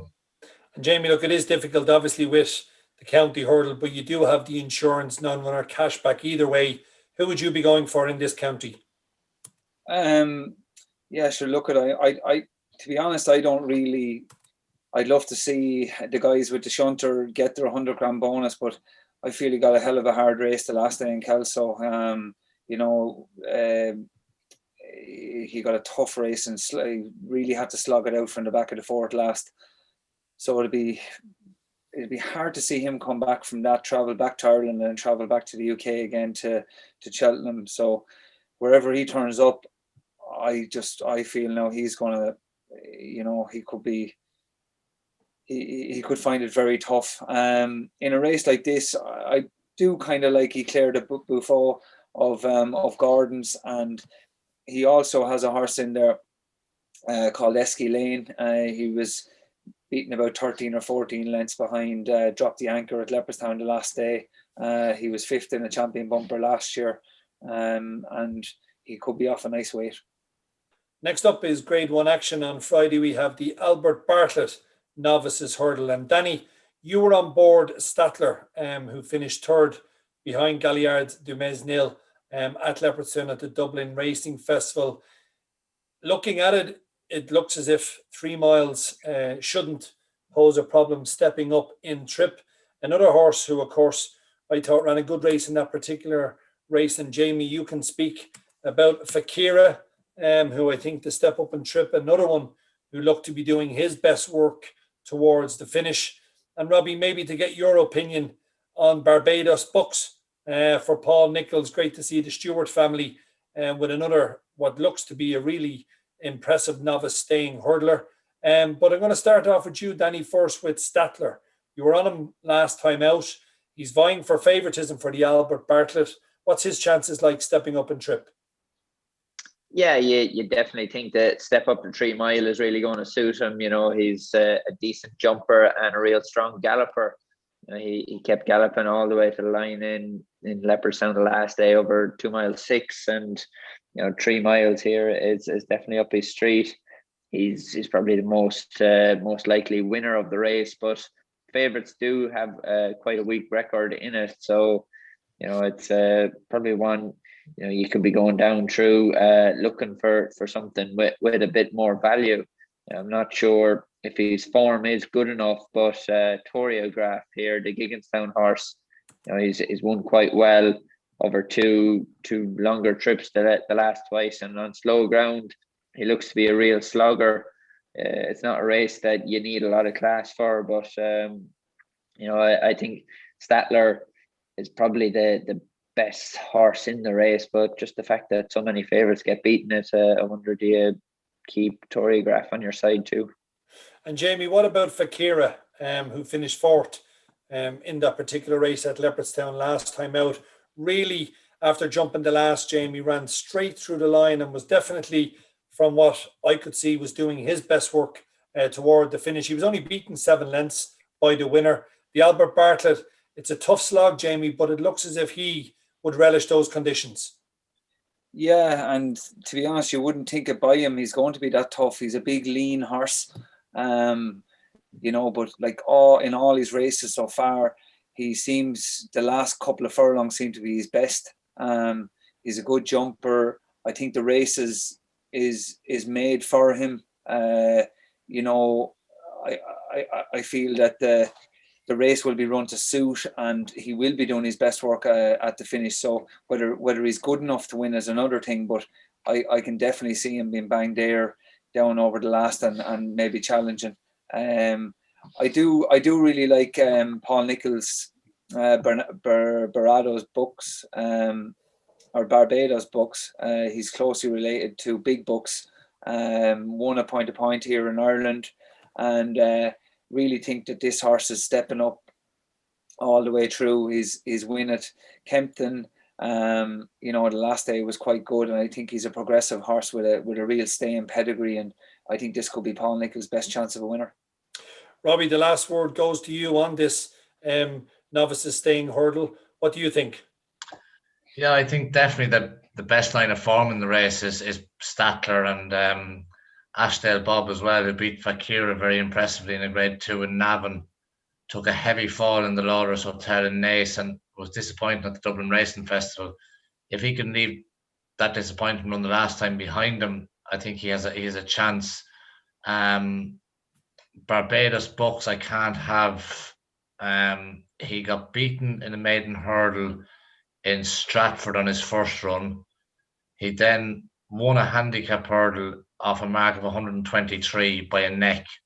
That form's not good enough to win any race at the Cheltenham Festival. His run in Kempton the last day over 3 mile and 1 was by far his best performance, and he could be a horse that's on the improve, but he'd want to improve again. And I just think Statler's that run in the Dublin Racing Festival behind Galliard de Menil could look very, very good on Wednesday. The main event has arrived, and we're looking at the Gold Cup 2021, and no place to start but with our favourite Danny Alboom Photo, bidding to win 3 back-to-back Cheltenham Gold Cups. And what a fantastic achievement, let alone winning 2. But if he was to win 3 in a row, it would truly be a remarkable feat, and especially a training performance from Willie Mullins. He's the 5-2 favourite, Danny. We don't see him that often, but we don't need to. He goes to Tramore on New Year's Day. He beat Acapella Bourgeois, who of course was a good winner of the Bobby Joe last time out at Fairy House. How is Alboom Photo, and what do you think his chances are of winning 3 on the spin? Yeah, you know, he seems to be in great shape. He won the race in Tramore again this year. It's a route that's paid great reward, you know, to Willie and Joe Donnelly. They're quite happy to go back down there again. You know, plenty, especially the English pundits, probably knocked him this year. That saying that he wasn't that impressive, but I can't imagine he was very fit. You know, he probably 80% heading down there, and Willie had the Gold Cup in his mind all the time. You know, and when you're going down through the race, it's very hard to have a lot of confidence in something that can beat him. You know, it's quite a competitive race, but I think he's the one you probably come back to most of the time. Champ, the last day in Newbury, he put in a good performance, jumped quite well, a little bit slow at the last, but you forgive him that. And it was a good proof of life. You know, Nicky wanted to get him out, and the fact that he had only run over 2 miles, hopefully it won't leave its mark on him. It's a couple of weeks to recover before he goes here. And Robbie, I mean, the Gold Cup, Alboom Photo, rightly so, is at the top of the market. We have last year's RSA winner, Champ, taking on board what Danny said, a Plutar, who of course has good Cheltenham form, was a winner of the big race at Leopardstown at Christmas. The horse who we obviously beat that day, Kemboy, went out and won at the Dublin Racing Festival. Manila Indo, it'd be hard to have much confidence. He fell at Christmas, finished 4th next time out. What do you think is the most likely winner of this year's Gold Cup? Yeah, the more and more you go through it, the more and more you keep coming back to Alboom Photo. Most of the other horses this season have blotted their copybook, except for Absolute Tard, who stepped up the 3 mile for the first time and stayed every yard of it, and gave the impression that the way he stayed on in Leopardstown, that the 3 1/4 mile in Cheltenham wasn't going to be a problem to him. He's the kind of horse you need for a Gold Cup. You need that bit of class, and he has that class over 2.5 and 2 mile even. He was a Grade 1 winner over 2 miles as well. So he has that bit of class, but you just keep coming back to Alboom Photo. From a line of form, you're going back to last year's Gold Cup, really, because we don't see him that often, but that's the way it's always worked for him for the last couple of years. Nicky Henderson's idea to run Champ over 2 mile in Newbury will either turn out to be one of the greatest geniuses of a decision of all time, or it'll backfire. My worry with Champ, and I think I agree with everything Nicky did to help sharpen up his jumping, and he didn't want to give him a hard race over 3 miles, which probably would have happened 3 weeks before the festival. and the 2 mile race was good. But even over 2 mile, he travelled very, very strongly in Newbury, and they went a good gallop. I'd say Nico's biggest problem is going to be able to get him to switch off. He's a horse that can race keenly, and after being blitzed out the gate over 2 mile, I think the getting him to switch off over 3¼ mile just mightn't be straightforward. So everything you do, you keep coming back to Album Photo. But I think he'll probably win his 3rd Gold Cup, and I think his biggest danger is Absolute Hard. And Jamie, just on that point what Robbie was talking about with Champ trying to settle him, there should be pace in this race with the likes of Native River, with Froden. They should go a good gallop from the front, but the lads are going back to Album Photo. Plutard is Robbie's main danger. How do you see the Gold Cup shaping up? Yeah, look at the guys there. They've spoke a lot of sense on this. I'm a racing fan, and I want to see Album Photo win a 3rd Gold Cup. I think it's for Ireland to have, a 3-time Gold Cup winner. I think it's very, very important. And if he's going to do it, Album Photo, this is the year. He's a 9-year-old. Look at, as you said, we don't see him that often, but when we do, he's been very, very good. People can knock him again. I'll go back to races. He won a slowly run Gold Cup last year. He was in pole position. Paul gave him a very, very canny ride, a clever ride from the front, on the front end. And the year before that, they went a nice-ish gallop, and he's done it that way. So he's proven he can do it both ways. All the rest of the horses in the field have those excuses, bar Champ, Manila Endo, and a Plutard. Those are the 3 for me that could be on the upward curve and that were unknown over a Gold Cup trip. So I would see it. I really, really hope Album Photo, but I think that those are the 3 horses that could improve to win a Gold Cup on the back of last year. So all of you think Album Photo is going to create his own little bit of history, which would be fantastic for racing to win 3 in a row. And I just want to get your word then. Who will chase him home? Who will finish second to Album Photo? Robbie, you've gone with that Plutard. Danny and Jamie, who's going to finish second? I think a Plutard is most likely second on the back of his run in Leopardstown. There's a lot to like about the way he stayed on there. Jamie? Yeah, I kind of have to agree with Danny. A Plutard improving. Leopardstown has been freshened up. He didn't run at the Dublin Racing Festival, and yeah, I just think that he could be the improving one. And just a quick word maybe to you, Robbie, in terms of what we're seeing now with horses who want to go for a Gold Cup. It's becoming more common that they're being given a big gap between their penultimate start before trying to go and win a Gold Cup. Yeah, sure. Look, everything is geared around trying to win a Gold Cup, and I think with Album Photo it happened by chance that he went to Tramore that season. Things hadn't worked out for him that year. I think maybe Willie might have missed an engagement or 2 with him. I don't think when Album Photo started off in Willie's yard that season he was his main Gold Cup contender, because he'd fallen in the RSA when well beaten in Cheltenham the year before. So it was just by chance that happened. And Henrietta Knight set that stall out a long time ago with Best Mate that you can't. And generally speaking, staying chasers take a lot more time to recover from races than 2 mile or 2.5 mile chasers. They're only going a gear slower than champion chase horses over an extended distance. So they do take a lot more time to recover. But it will be great for racing. All the racing we have, with some great races before Cheltenham, and it'll be great for racing that if something had run 6 times all season, he won the Gold Cup. Next up, Jamie, we have the Fox Hunter Chase. Billaway for Willie Mullins is going to be the clear favourite here at around about the 5-2 mark currently. And Billaway, who has won on its last 2 starts for Willie Mullins, having opened the season with a second.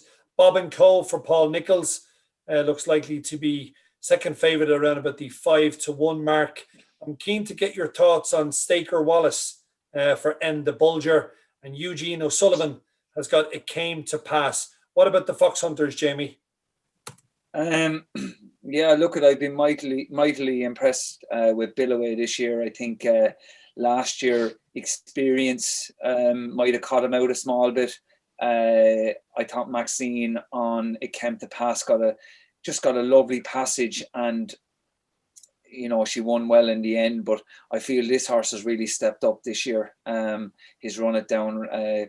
He's running Fairy House. He made a mistake at the last and threw away that race, but that was fine. Went to Down Royal, was mightily impressive over 2.5, and then went to Nace. Made a mistake again now at the 5th last, the middle fence, the 4th last, sorry, the middle fence there across the side in Nace, but recovered very, very quick and won very cosily in the end. So I think with his experience from last year, he should be the one that takes a lot of beating. Staker Wallace, I rode him there last year, finished 4th or 5th on him. I feel he probably doesn't get that extended trip. I thought he would be more of a horse for the Aintree type of race, that 2-5 around the Aintree. And the rest of them, Hazel Hill is 13 now. So it's hard to know with him. Cad de Burley, who's been very, very good around Punchestown in previous years. He's a 12-year-old now as well. So I just feel that Billaway is the standout here. I look at it, it's very, very hard on Attempt to Pass's connections.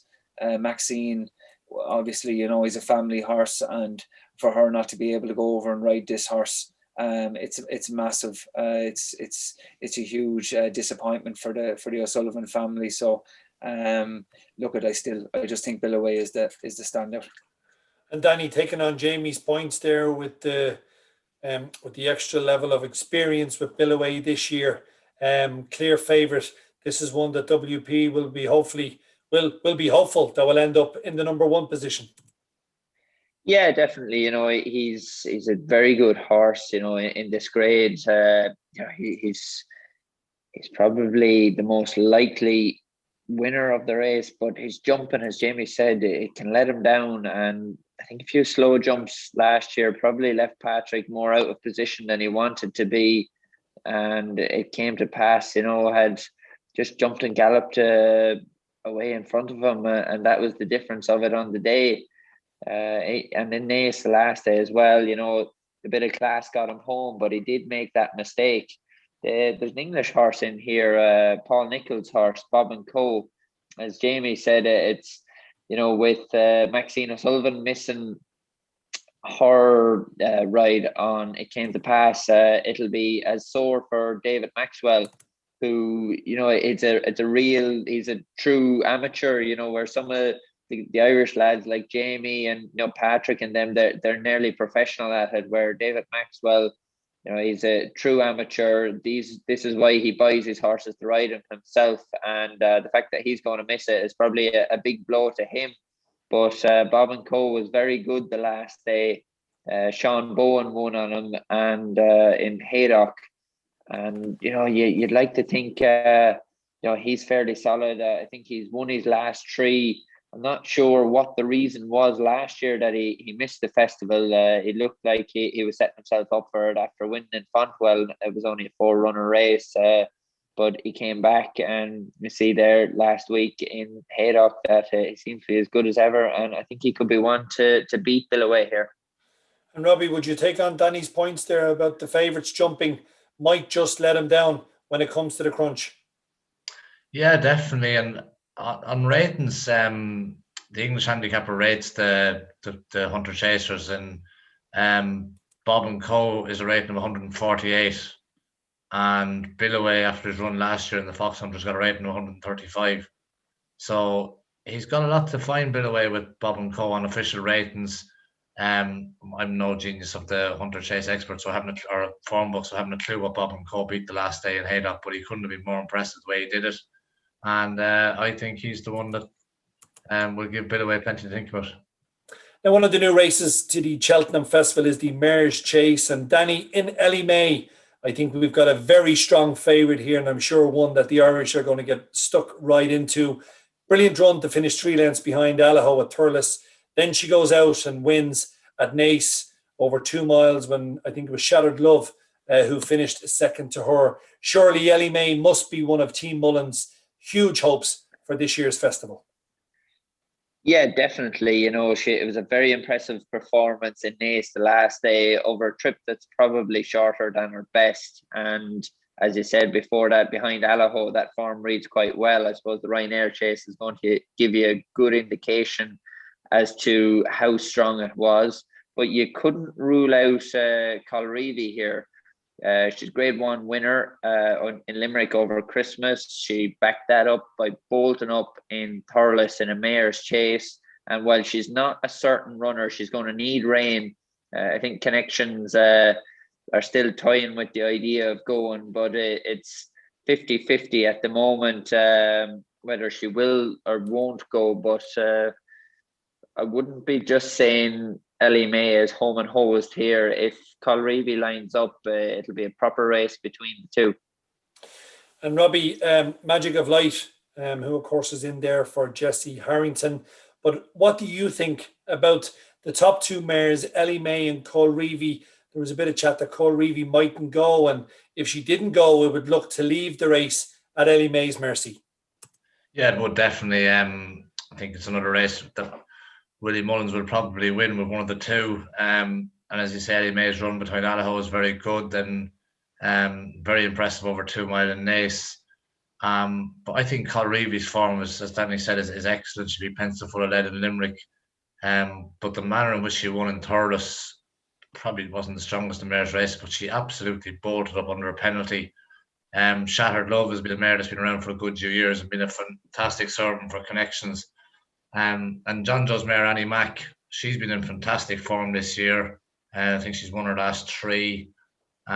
She's a real honest, tough mare, but probably not the same class as Ellie May. I think Ellie May will win, but I think Annie Mack around 7 or 8 to 1 would be a good each way bet.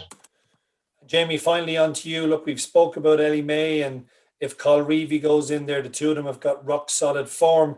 Do you think if they both line up, it's between them, or do you see something else coming in to upset the party? No, I just think Ellie May's form is way too strong for any of these other mares. I really do. I think her form behind Allaho, and then she went on to beat Shattered Love as a previous winner at the festival. So I just think that's way stronger than any of the rest of them. Magic of Light has been a brilliant mare from connections, but look, I agree with Puppy there. Annie Mack, she could be an improving kind of mare. She's only a 7-year-old like Ellie May, and she seems to be in good form this year. Stays well. You'll probably need to stay that 2.5 mile of this race, and she could be the one to chase him home. But I really hope that Shattered Love, if she can get back to Cheltenham as well, she should run a race as well. Annie Mack was second to none other than Honeysuckle in her point-to-point. That's right. So to put you on the spot, Robbie, Annie Mack or Ellie May? Ellie May to beat Annie Mack. Danny? Ellie May to win if Colreevy doesn't turn up. And Jamie? Ellie May. Lads, we've reached the final race of the 2021 Cheltenham Festival. And of course, it is the Martin Pipe Handicap Hurdle. Gentleman de Me, Danny, was a good winner on his first run here for Willie Mullins last time out. I think it was at Naas. Gentleman de Me was a quite impressive winner, beating Don Diablo by about 4 or 5 lengths. You've also got Ganapathy, second favourite. Wide receiver, Jamie, I'll get your thoughts on him. And Esky Lane, I know we've already spoke about Esky Lane. The Shunter is also in here, right up at the top end of the betting. As you would expect, a lot of these horses have multiple entries in these handicap hurdles. But, Danny, what's your most likely winner of the final race of this year's festival? Yeah, Gentleman to Me was a very good winner in Naas, his first run for Willie. He'd had 2 runs in France. He was second both times, and duly obliged in Naas. He's got a nice weight here with 11.4. And while it's probably not sensible tipping horses at heavier weights and handicaps, but I do like Champagne Gold. We spoke about him already. He might go for other options, but he'll probably get in here. And while he's got 11 stone 9, quite often this Martin Pipe, there's a very low spread on the weights here. Well, top weight could be 11.10. Often bottom weight is only 11.4 or 5. I think it's a 145 or less novice handicap hurdle. So I'd be siding with Champagne Gold. That good run at the Dublin Festival behind Drop the Anchor reads quite well here. And his previous third to Fakira and Fire Attack was second, soft ground, grade 3 in Navan. It's that points well to stamina and, you know, handicap experience at the Dublin Festival. Champagne Gold is the one for me here. Champagne Gold for Danny. Robbie, on to you for the finale. Yeah, again, it's tough, and horses so many entries, so many places. But I like Ganapati. I think he's got a good chance. He was unlucky second to Dreal Deal in Punchestown over 2 miles. Then maybe a shade disappointing at the Dublin Racing Festival when beating 20 lengths behind Galliard and Manil. But I think Ganapati has a good chance. Another one of Willie's, I would be interested to see what Danny thought about him. I thought Ngolo's early season form was good, and maybe back on a bit nicer ground, he could have a nice chance. He'll get into this race down there 22, so he'll definitely get into the race a little bit off the top. Yeah, definitely. You'd have to give him a good chance. You know, if you're getting back to his run in the Royal Bond behind Ballyadam, you know, he's only beaten 2 lengths there, and it's quite decent form. His last 2 runs in Leopardstown have been so bad. You know, you'd like to think you could draw a line through him, and you know, he's got a little bit of a form through the summer that reads quite well, which should leave him being quite a sharp jumper going into a handicap here. I think the options for him at the moment, the chat seems to be the Albert Bartlett or this race.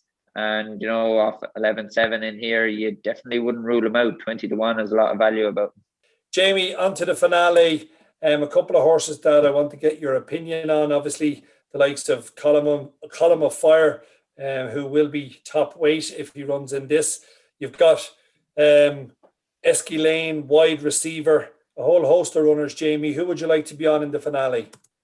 Yeah, look at wide receivers form ties in with Ngolo back in the autumn, and he was just beaten by Ashdale Bob. So if we're giving him a little bit of a squeak in the Albert Bartlett, like all that form ties in. I'd forget about the last day. It just wasn't right that day. But he's a horse that will be okay in the helter skelter in this race. I'd imagine they'll probably claim off him as well. He's well weighted off 11.1, so he's well weighted. So like if you're fancying Ngolo, you probably might fancy wide receiver, then getting another 6 or 7 pound off him for a race like this. The horse I like here is Nicky's Craig Niche. You know, he's a Flemingford horse. He won well in Ascot the last day, but I thought his performance in Doncaster on the previous time over 2.5 was quite taking, and you know, I think that that Nicky will have him well primed for this, and he seems to be getting in off a nice weight around 11.4 as well. So you know, the Irish won't have all their own way in this.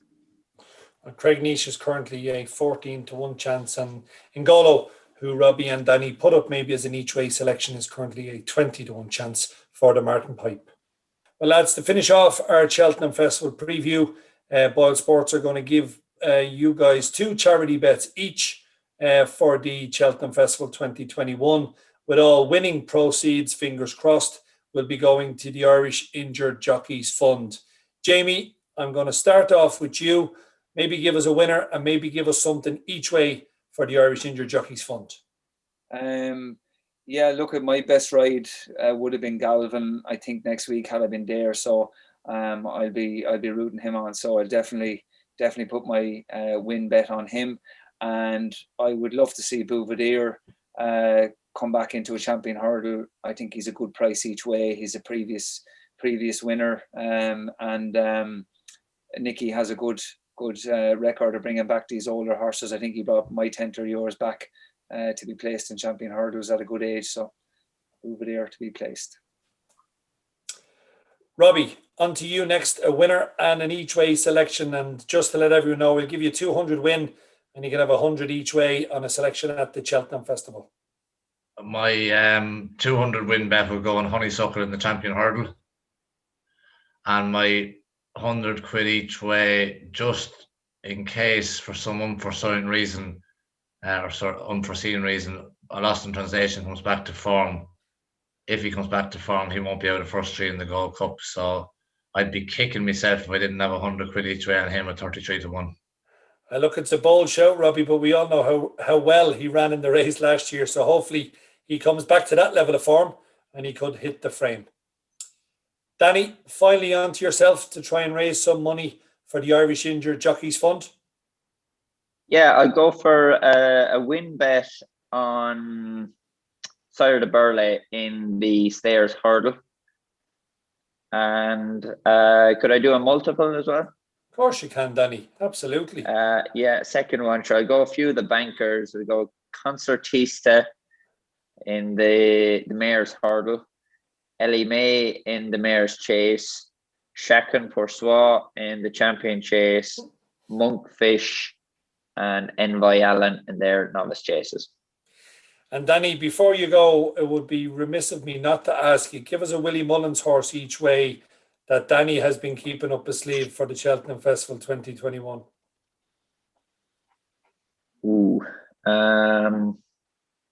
One that's been working nicely now, Danny, as of late. There's always one that comes to fore now in the last kind of 9 or 10 days before the festival. What is that one, Danny? I would have the one I would have loved to say was French Seal. Unfortunately, he's gone wrong. I'm trying to think off the top of my head. I'm sorry, I've nothing that can guide you at the moment. He's been very careful there, Puppy, isn't he? Huh? He's not going to sack you in the morning. Well, I can give you a name. I'll go back and get another bit off Puppy. I'll have a look through here, something that I can give you. Are you surprised, Puppy, that Danny gave Sire de Burley as his win bet for the Cheltenham Festival 2021? I am, yeah. The money's gone to the Injured Jockeys Fund. You know that, Danny? Yeah, and he's 8-1. He'll beat the other two English boats. What about one, Danny? Because obviously with Willie, as we all know, the perceived first string, second string, third string, they're all there on merits and they're all trying to win, as they always do. So maybe something that you're looking forward to riding, Danny. There's a horse that I could end up on in the county hurdle. I'm not sure. He possibly has an engagement in the champion hurdle as well. But Willie has a great record with horses with heavy weights in the county hurdle. I think Wicklow Brave heavyweight, Arctic Fire heavyweight, and Saldier. Now his form is questionable this year so far, but if he came back to himself, he's a horse with a lot of class, and you know the Willie's record in the race with this type of horse, it could happen. And Robbie, you rode him, was it, to win a four-year-old Grade 1 novice hurdle? Yeah, I won the four-year-old novice hurdle on him in at Cheltenham Festival. He's a very, very good horse. He's been disappointing this year. Danny won them all again on him last year. He is a very, very good horse, and if he does come back to his best, even with top weight and his back in the county hurdle, he'd have a big chance.